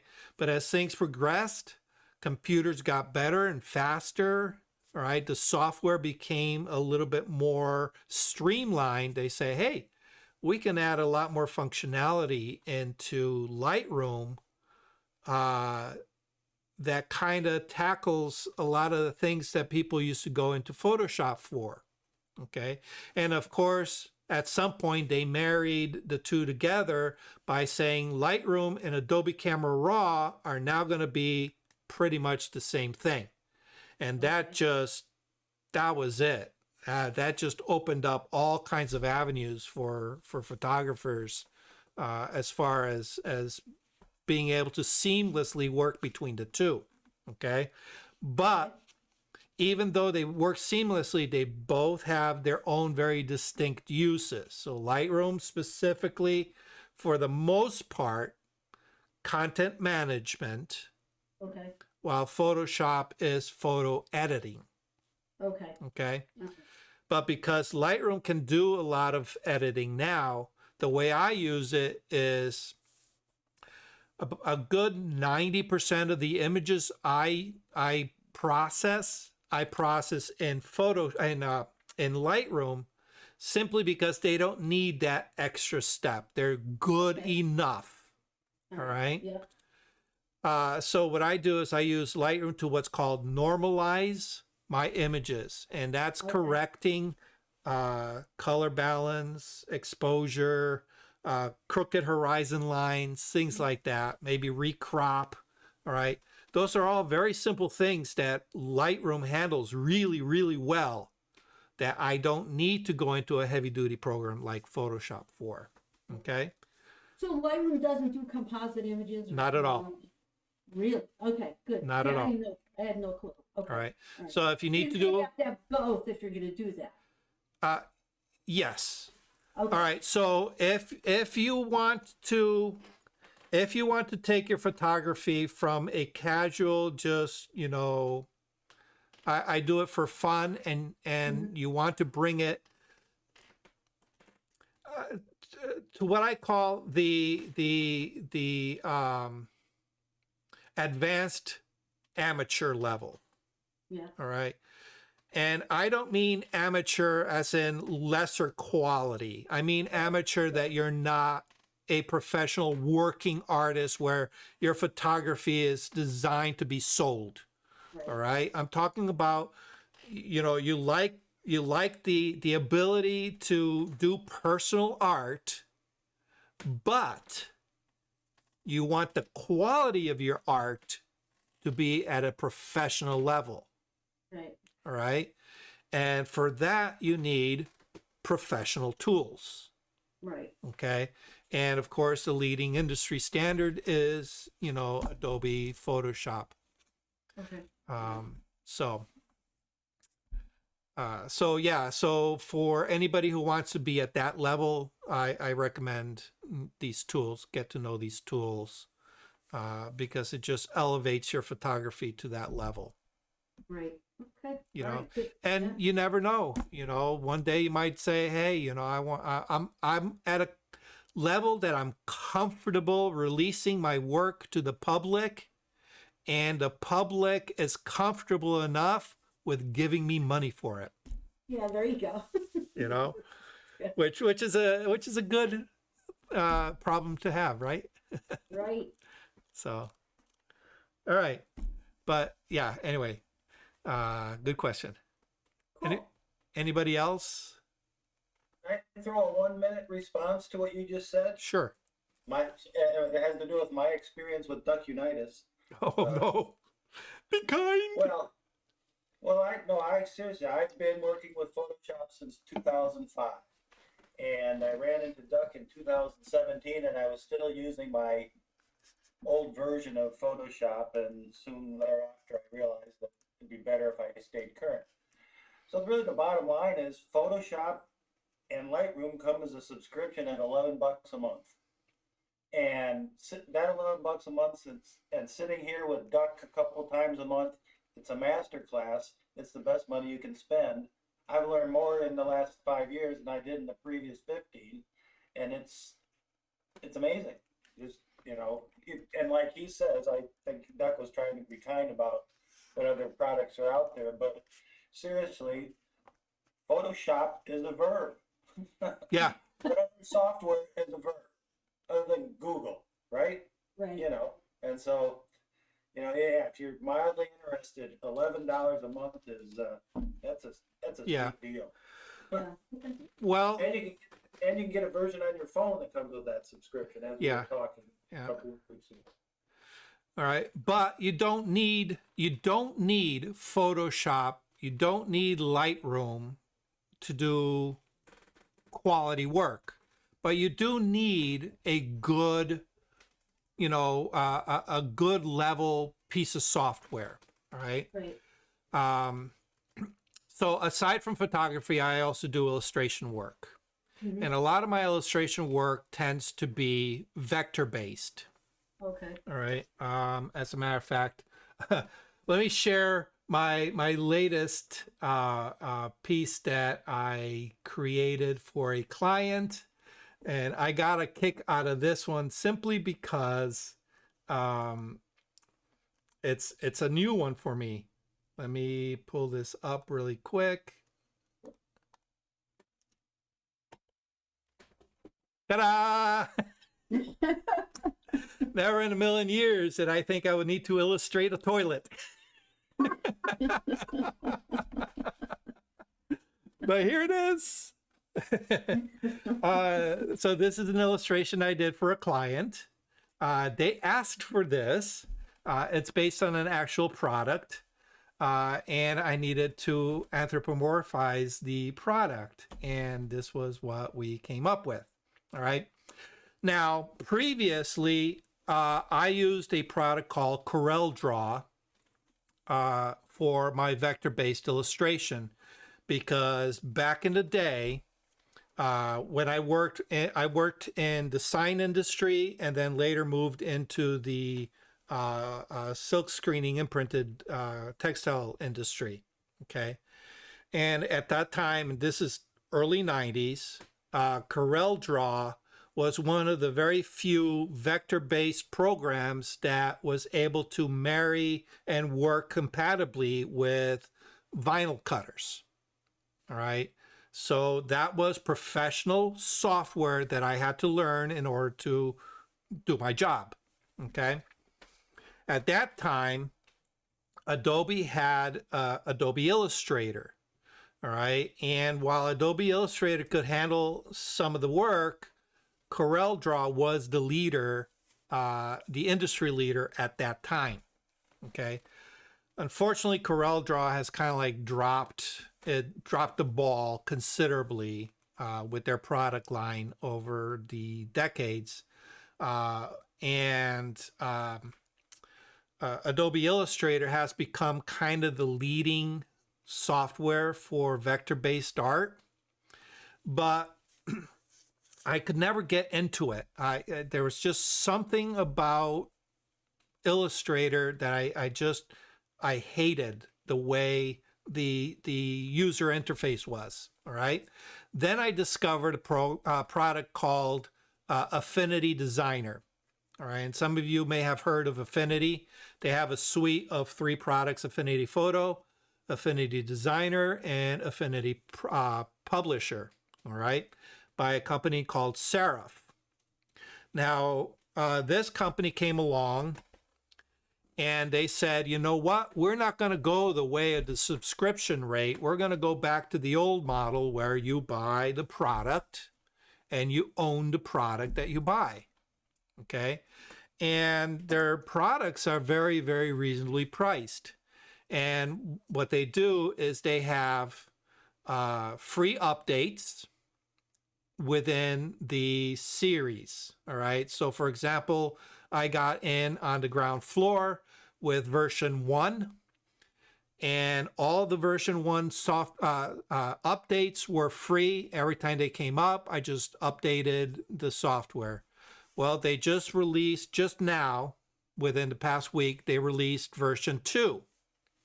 All right. So this is, again, going back to the old model, and this is how Adobe used to do it. I now need to buy the new license for version 2, but I don't mind. Again, it's a one-time fee. It's very reasonable, and I have access to their entire suite of tools. They make it very affordable. Okay.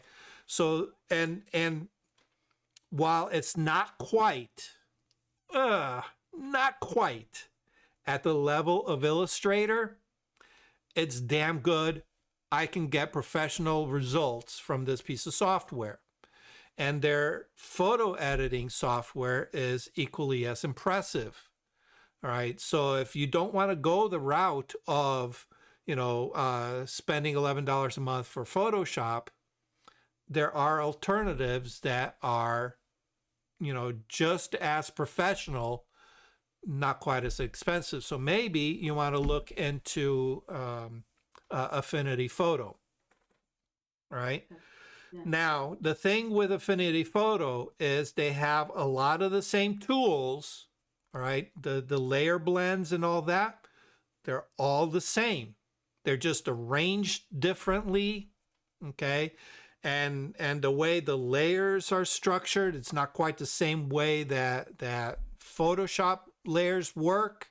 So once you get used to those slight differences, okay, anything that you learn in all the on either my lessons or any of the online lessons about how to do photo editing can be easily ascribed to Affinity Photo. All right. Once you know where, all right, so this is where it sits in Photoshop, as long as you know what the equivalent is in, like Affinity Photo or maybe some other photo. All right. As long as you know what those two are and how they relate, you can take any lessons that you learn in Photoshop and apply it in the other software. Okay. Okay. And get the same results. Okay, good All to right. know. So once upon a time, not everything worked on iMacs. How is it now? Does it interface okay, or how does? Yes. So if you get their suite of, they're currently running a sale on their suite of its 3 products. All Yep. right. And if you get what they call their universal license, Okay. you have access to all 3 programs on PC, on Mac, and on iPad. Oh, okay. All right, good. So I could probably use my iPad as a tablet. Correct. All right. Oh, that might be a good option. Okay, good. Okay. Yep. Yeah, that would work. That would work. Yeah. Okay. So um, the reason I'm speaking so highly of Serif is because I really, really like their products. All right. I don't use I really I'll be honest, I don't really use Affinity Photo simply Okay. because I am so comfortable with Adobe Photoshop. All right. It doesn't make sense for me to, be flip-flopping. All right. I bought it basically for the vector-based illustration and for the page design in Adobe in the publisher. All right, which is 2 different aspects of my business that I do as well. All right, so I use those 2 products more than I ever used their photo product, but I really, really love their products. They're at a professional level, and Okay. they're very well supported online on YouTube with a lot of tutorials, not just from their company, but from other creatives who publish works on their own, using their tools.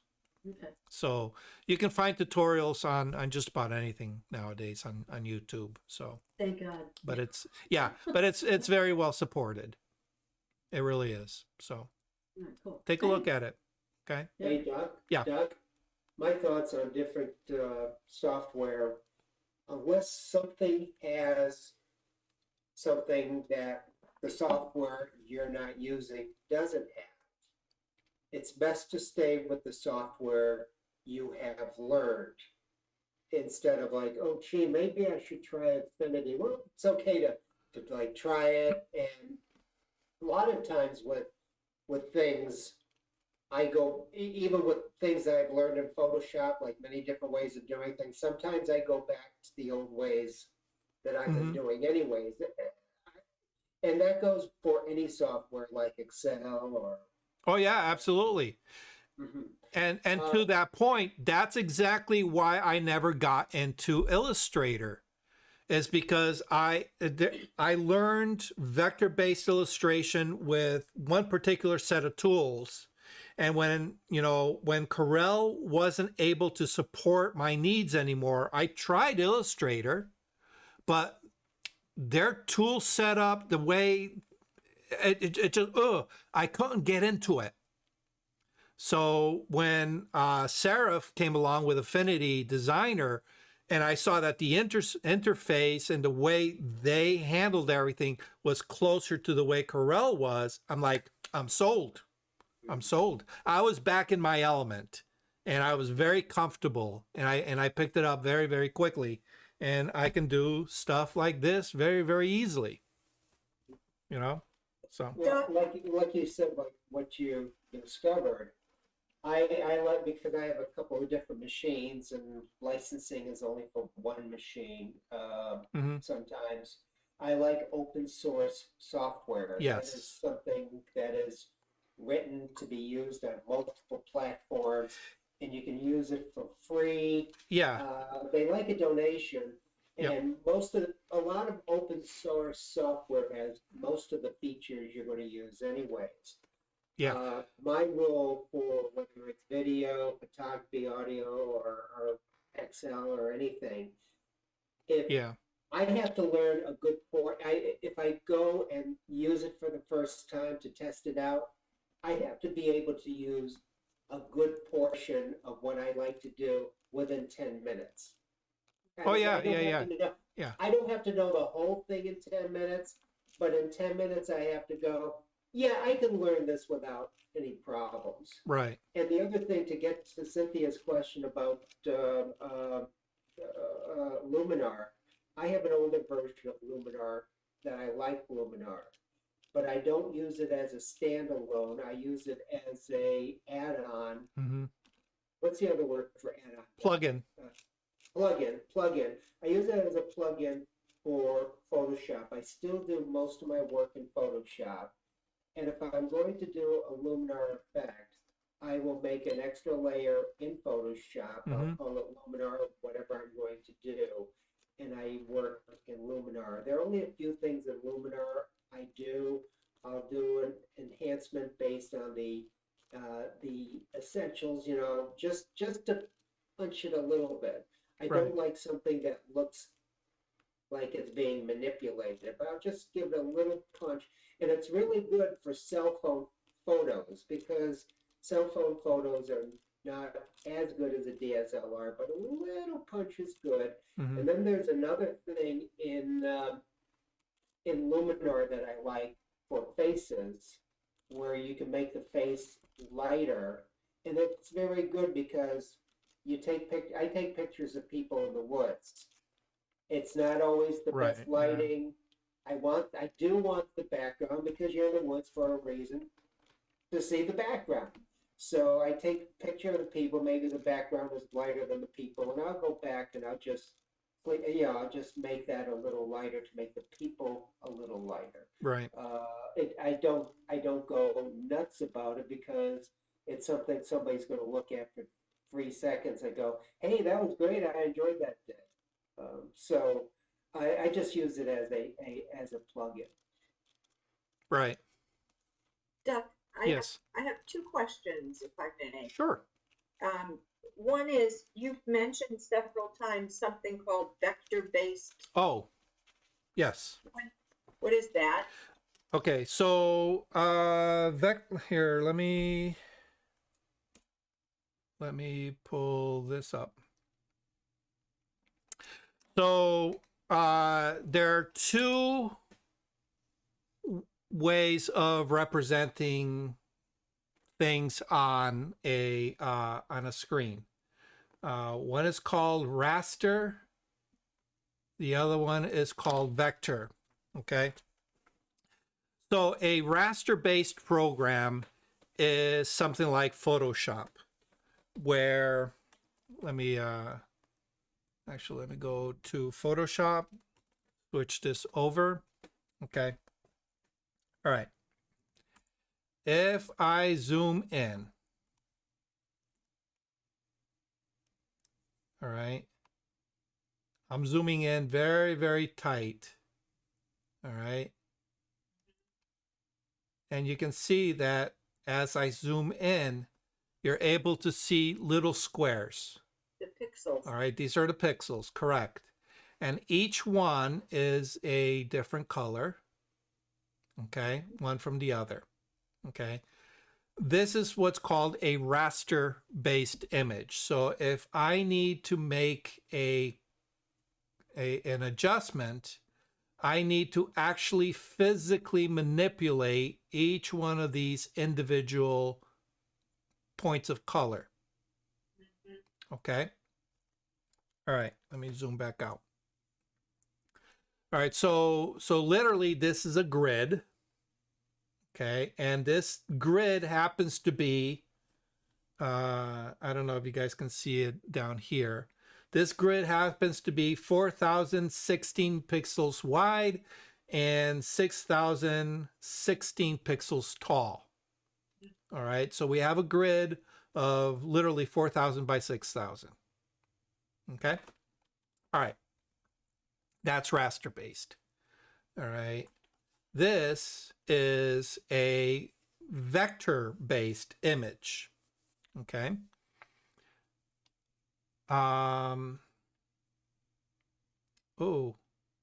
Oh, wait a minute. Nope, I opened up the wrong one. File, open. Where are we? Dropbox, clients, Trulu, open. Okay. This is the vector-based image, okay? And what I'm going to do is I'm going to zoom in again, all right here to the eyes. All right, and I'm going to zoom in, and I'm going to zoom in, and I'm going to zoom in, and I'm going to zoom in. I'm going to keep zooming in. Look at this. All right, you notice, and what's my magnification here? Where's my, I don't even know what my magnification, oh, my magnification is 1,658. All right, 1,002,658. All right, you see any pixelation? No. None whatsoever. All right, that's because the image is not created by individual points of color. The image is, let's see, view mode, outline. Here we go. It's created by vector lines. Okay. All right. So each one of these lines represents an area. Okay. And I can assign certain things to that area. You know, I can assign it a color, or if I want, I can assign it a blend of one color to another. Okay. I can give it an outline, an outline thickness, or, you know, whatever it is. Okay. Let's see, where's my, okay, so this is, let me go to, let's see, group. Right here are my layers. Okay, so let's go, we're on this eye here. We go to, there's the eyebrow. Okay, if I go to my curve tool, my node tool, all right. I don't know if you guys can see this well. I'll zoom in. All right, you see that little round circle there? Mm-hmm. And then that one there. Okay. These are nodes. And what this is telling the software is from this node, I'm going to come out of this node at this particular angle for a certain amount of distance before it comes into this node that says it comes into this node at this angle from a very specific distance. Okay? So what we have here is we have a mathematical formula between 2 points that give you the angle and the amount of curve. All right. So it makes that edge no longer reliant on a series of pixels to create that edge. All right. So because it's a mathematical formula, I can make my artwork any size that I want. Oh, let me take my zoom off. I can make my artwork large or small as much as I want, and I'm not gonna show any reduction or any loss of quality because it resamples to the new size based on that mathematical formula. Okay, so that's the difference between a raster and a vector-based, okay? So you can see that eyebrow has a blend from black to this kind of like teal green, Yep. all right? The inner eyeball here has a blend from this light gray in towards the center here, radially, to white. So the way I manipulate my shapes, I can go ahead and make complex shapes, or I can do simple shapes, all right, and then apply different effects to it to make it more complex. So in this case, within that simple shape of the toilet seat, I can have shadows and highlights that create my dimensions. All right. So here's a good lesson. All right. Here's a good lesson in photography using vector based. All right. So what I'm going to do is I'm going to go ahead and turn these off. All right. And then we're just going to concentrate on just the toilet seat. Okay. So the toilet seat has a specific color. All right. This is called our local color, our true tone value. All right. Or the hue of the object. All right. In this case, it's kind of like this medical teal green. Okay. But by using light, okay, we can create highlights on this that gives us a sense of dimension, all right? And whenever we have highlights, we also get our shadow, all right? So in this particular case, I am placing the highlights and shadows manually as an illustrator, all right? But as a photographer, you would move your light to place your highlights and in contrast your shadows accordingly, okay? So that's the difference between the two. And hopefully it gets your interest in using vector-based. Okay. It's a whole different set of rules working with a vector-based program. All right. Now, does Photoshop have any vector-based qualities to it? Well, it just so happens that it does. All right. Let me go back. Oh, no. Let me go. Where am I? All right. Now, like I said, when I pointed out the eyebrow here, let's see, let's go back to the eyebrow. Okay. With the eyebrow, we had these little points, all right, these nodes, okay? And we have this line that comes off from one, connects to the other, travels around, all right, and creates these curves, okay? If I click on one of those, we're going to see some handles, all right? And this allows me to manipulate the angle at which we come off that node, all right, and the amount of curve, okay? Oh, that's cool. Or in some cases, we could even create a cusp, okay? All right, I want you to remember that. Let's go to, where's my Photoshop? Okay, Photoshop. All right, let's go ahead and zoom in. Okay. We happen to have a very useful vector-based tool right here in Photoshop, and that is our pen tool, the pen tool. Okay.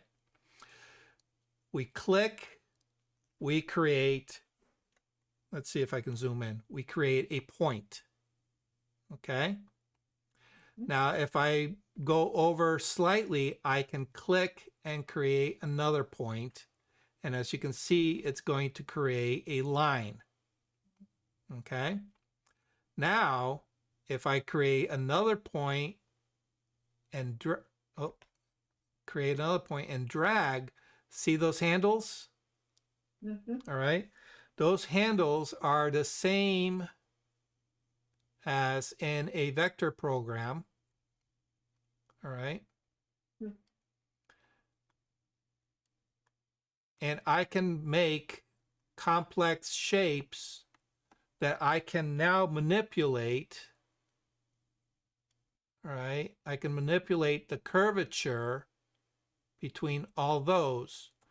And that allows me to make very precise masks right within Photoshop. Okay. So what I can do is I can take these points, all right, and make a selection. So if we go to our paths, there's our path, okay? And from that path, I can make a selection, all right? And then from that selection, I can make a mask. All right, and there is my, oops, wrong one. There's my mask based on that selection. All right. Hmm. So it's something that we really haven't played around with in Photoshop. I've touched on the pen tool in the past, but it's a very tricky tool to get used to if you're not familiar with vector-based tools. So I find that for a lot of beginners, making a selection is a lot easier with the lasso tool, which is right up here. All right. And then you just make your selection. And if you want to add to your selection, we just come here, you know, we do the add or we do the subtract. I usually do the add, keep it on the add, because from there, all right, just like we did previously, I can use the Alt, or if you're on a Mac, you can use the Option key. All right, I can use it to remove parts of the mask, or I can just add to the mask. Okay, very, very easily. And I find that for most people, this is a slightly easier tool to use than the pen tool, because a pen tool can be a little bit clumsy. But the nice thing about the pen tool is that you can save your paths, all right, here, all right, and every time you make one, you can rename it, and you can save as many as you need. So you can create a path, let's say around trees, all right, and a path around each person, and a path around a bird, and a path around a house. And at any point you need a mask for any one of those, you can create a mask very, very quickly off of those paths. Okay. Now you can save masks, all right, in the channels section, okay, but it's a little bit more clumsy in that way. And if you inadvertently get rid of a mask, it's going to remove it from the channels layer. And then now if you need to, oh, I need the mask for that house again. And if you didn't save it, all right, if you deleted it, you have to go back and remake that mask, all right, or rather that selection, okay. So paths tend to be very, very good in that respect. Paths are also great to create what are called clipping masks, where you can create a mask around an object, and what it's going to do is it's going to drop the background completely from view, and then you can bring it into like well, pretty much any Adobe product, and it's going to see the background as transparent. All right, so there's pros and cons. Well, like any tool, there's pros and cons to any tool. But anyway, the pen tool is an advanced tool. If you are serious about, you know, making complex masks, or if you want to make your mask selection fast, all right, because now what you can do is with the pen tool, once you understand how it works, you place a point, and then now I can place a point, all right, and if I don't have it perfectly, I can make little adjustments to it, all right, place another point, make an adjustment, place another point, okay, and now I'm able to really build a mask very, very quickly. Can you go back in and add points, like say in the top of his sunglasses, for instance, if you want to have a little more control? You can. It's a little clunky. All right. It's not like you can just, you know, click on the line and add to it. But there are ways of editing this after the fact. All right. And then here we go. All right, here we go. Let's break that. Oh, wait a minute. Wrong button. Break that. There we go. So I've just made a selection of the sunglasses. Okay. And then from there, I can go here and say working path. Rename that to sunglasses. All right. Make a selection. Okay. And then when I say make selection, I can say, okay, I want to give it a 1 pixel feather. All right. You want at least 1 pixel, you know, depending on what it is. This has very clean, very clearly defined edges because it's a man-made product. All right. So I tend to keep my edges about 1 to 2 pixels roughly. Okay. And say, okay, now I have my selection. I can go back to my layers, create a new adjustment layer. We'll make a curves adjustment, and I can really darken those sunglasses. Or I can say I want to really bring out, you know, so you can manipulate however you want. Okay, so now I don't have a selection. All I have is a mask. Okay, I can make a selection from my mask just by using the Control Command key. I click once on my mask, I have my selection back, and I can now make a new selection based on, a new layer based on that selection, okay?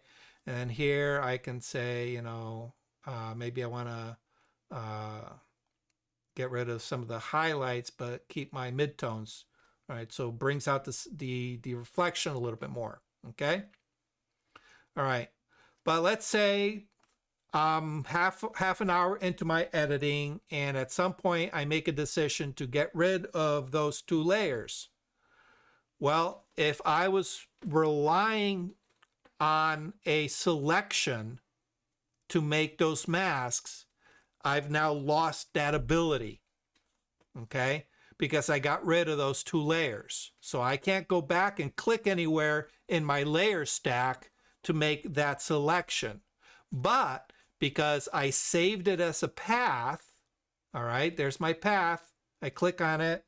Let's see, let me zoom in here. You can see the path, okay? And you can see my path isn't all that great. I rushed it, but I can now go back, make a selection, give it whatever, you know, in this case, I'm going to keep everything the same, and I'm back to where I was before. Okay. So, like I said, this is for advanced users because it does require, it requires you to practice on how to work vector-based within, you know, a raster-based program. So, but it does have its applications. So one other question, Doug. Yeah. Mm-hmm. I'm brand new to using Adobe Photoshop. Yep. And I've used it a few times with moderate success. Do you have any suggestions other than just keep trying on how to improve my skills? All right. Okay. The other people in the room, they've heard this probably a million times from me. All right. Learning anything, it doesn't matter what you're trying to learn. All right. In this case, it's Photoshop, Lightroom, whatever. Okay. But I kind of liken it to building a jigsaw puzzle. Okay. You build jigsaw puzzles, right? You always start off with the very easy things that are very intuitive to understand. Okay. And when you're building a puzzle, what's the most easiest, most intuitive things to build? You start off with the frame. And how do you start off that frame? You look for the flat edges. You look for the flat edges, and you also look for those corner pieces. All right. Because you may have a puzzle that's 5,000 pieces. All right. But you know that somewhere in those 5,000 pieces, there's only 4 corner pieces. That's super, super easy. Okay. So if you're learning your camera, well, those corner pieces, that's the shutter button. That's the little scroll wheel at the top. That's the focus. Okay. Those are your corner pieces. It doesn't really require a lot of expertise and knowledge to figure that out. Okay. Then from there, you start exploring.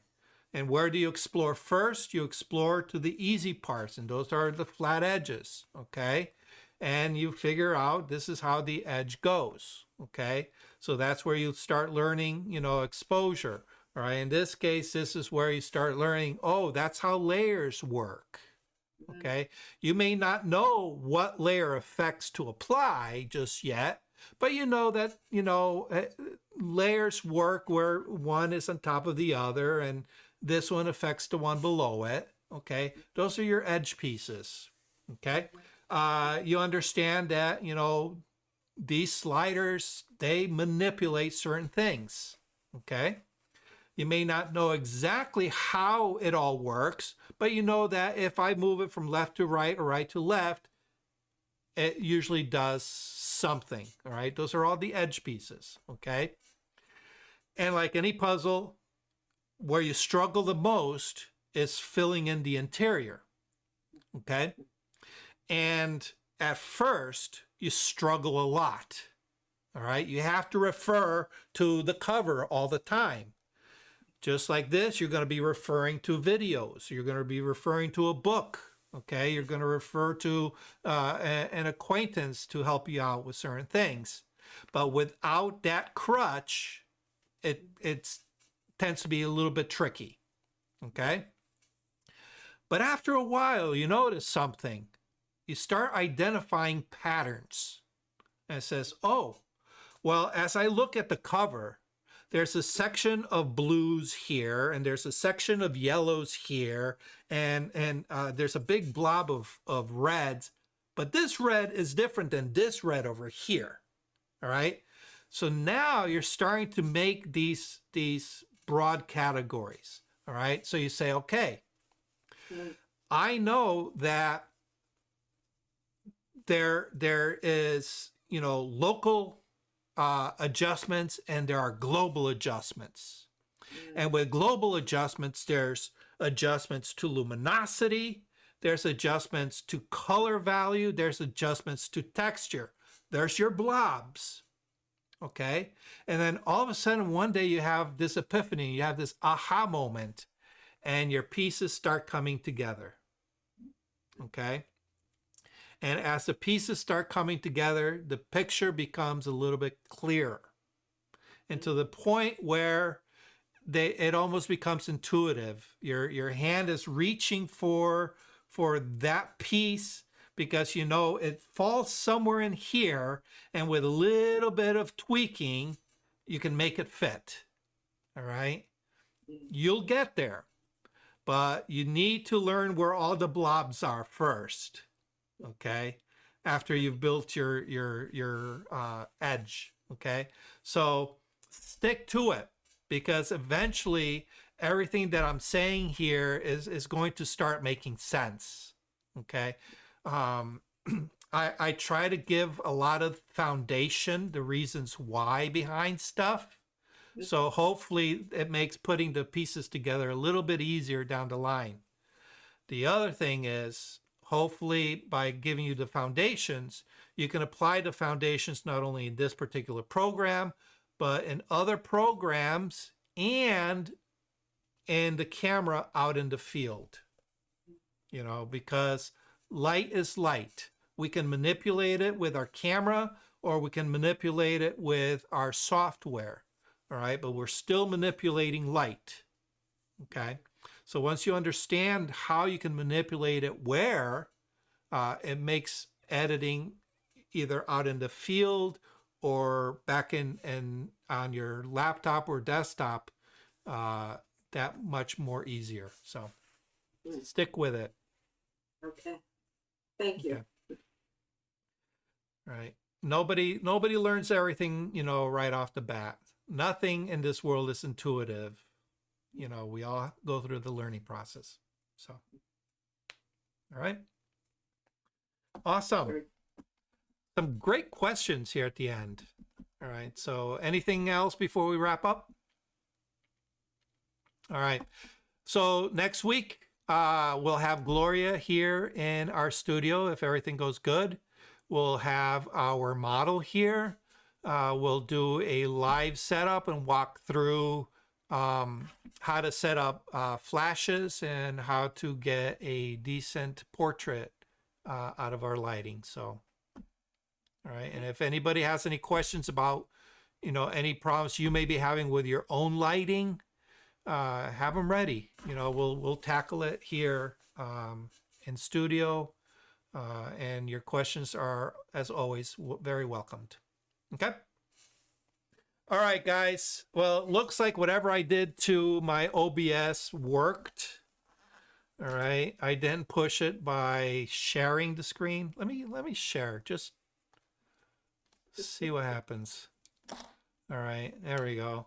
Because right now, if it freezes up, it's no big deal. We'll just call it an evening. All right. But Hey, Doug, I have a question. Yeah. Do you clear your temp files before you do one of these things? I don't. That could be the problem. That could be. Yeah, I'll have to look into that. I'll have to look into that. But you know, I keep my desktop fairly free of stuff. All right. These The are other thing I've three been told, images. if you have multiple, I've been told if you have multiple drives in your desktop, to put the applications on the C drive and put your data file Yes, and your scratch files on the D drive. correct. That's what I do. Yeah. Okay. Yeah. Maybe it's a temp file thing. Yeah. I don't know. Well, I had the bit rate. Was it the bit rate? No. Let me pull this up. What did I change? I had the frames per second. It's grayed out here because I have my virtual camera going, but it was at 60. I dropped it down to 30. 30 should be good enough. Yeah, and I think that's probably what did it. All right. So I'm hoping that fix kind of solves it. Let me ask you another question. Can you can you have your feed be standard definition instead of high def? Are you able to do that? Well, the thing is, I'm using OBS to record our session. Oh, okay. Okay. As it's recording, it's feeding the output to a third screen, and that's what I typically use to broadcast to Zoom. Okay. All right. And if I don't use that third screen, all right, what you have to do is you pretty much have to enlarge my little screen that you have, you know, for that's for me. You have to Yeah. enlarge that. And if you recall, in the past, it used to be a lower quality, and it was hard to read everything on. Oh, You know, okay, that's right. I remember? now. Okay, that's why and every once in a while, like today, I forgot to, you know, turn the third monitor on and share it. All right. And when I was sharing it, that's when it started freezing up. And I think it's because it's pushing out a faster bit rate than what it really needs. All right. So I'll be interested to see what the quality of the video that's recorded now on this last session. It should be good enough for Facebook or for YouTube. 30 should be good because Yeah. you're not really moving any. You don't have people moving around. No, but you know, moving the cursor on and on the screen and things like that, sometimes it helps. I think But 30 should, for moving your cursor around. I think 30 should. yeah, I think you're right on that. So Because when I do my videos, I do the 30 and they're good enough. right. Okay. So, you know, it's all a learning experience for me as well. So we're all learning, not just you guys. I learned too. All right. Yeah, we'll see how it goes. Right. And if that's the case, if this simple little tweak is what's going to keep everything working properly, I'm very happy to keep it where it's at. So, all right, guys, thank you very much. Doug. Thank you. We'll see you all next Monday for a very special session. Okay. Have a good one. All right, guys, stay safe. Okay. Thank you, Doc. All right, bye-bye. Bye. Thanks for watching Learning Photography with Duck.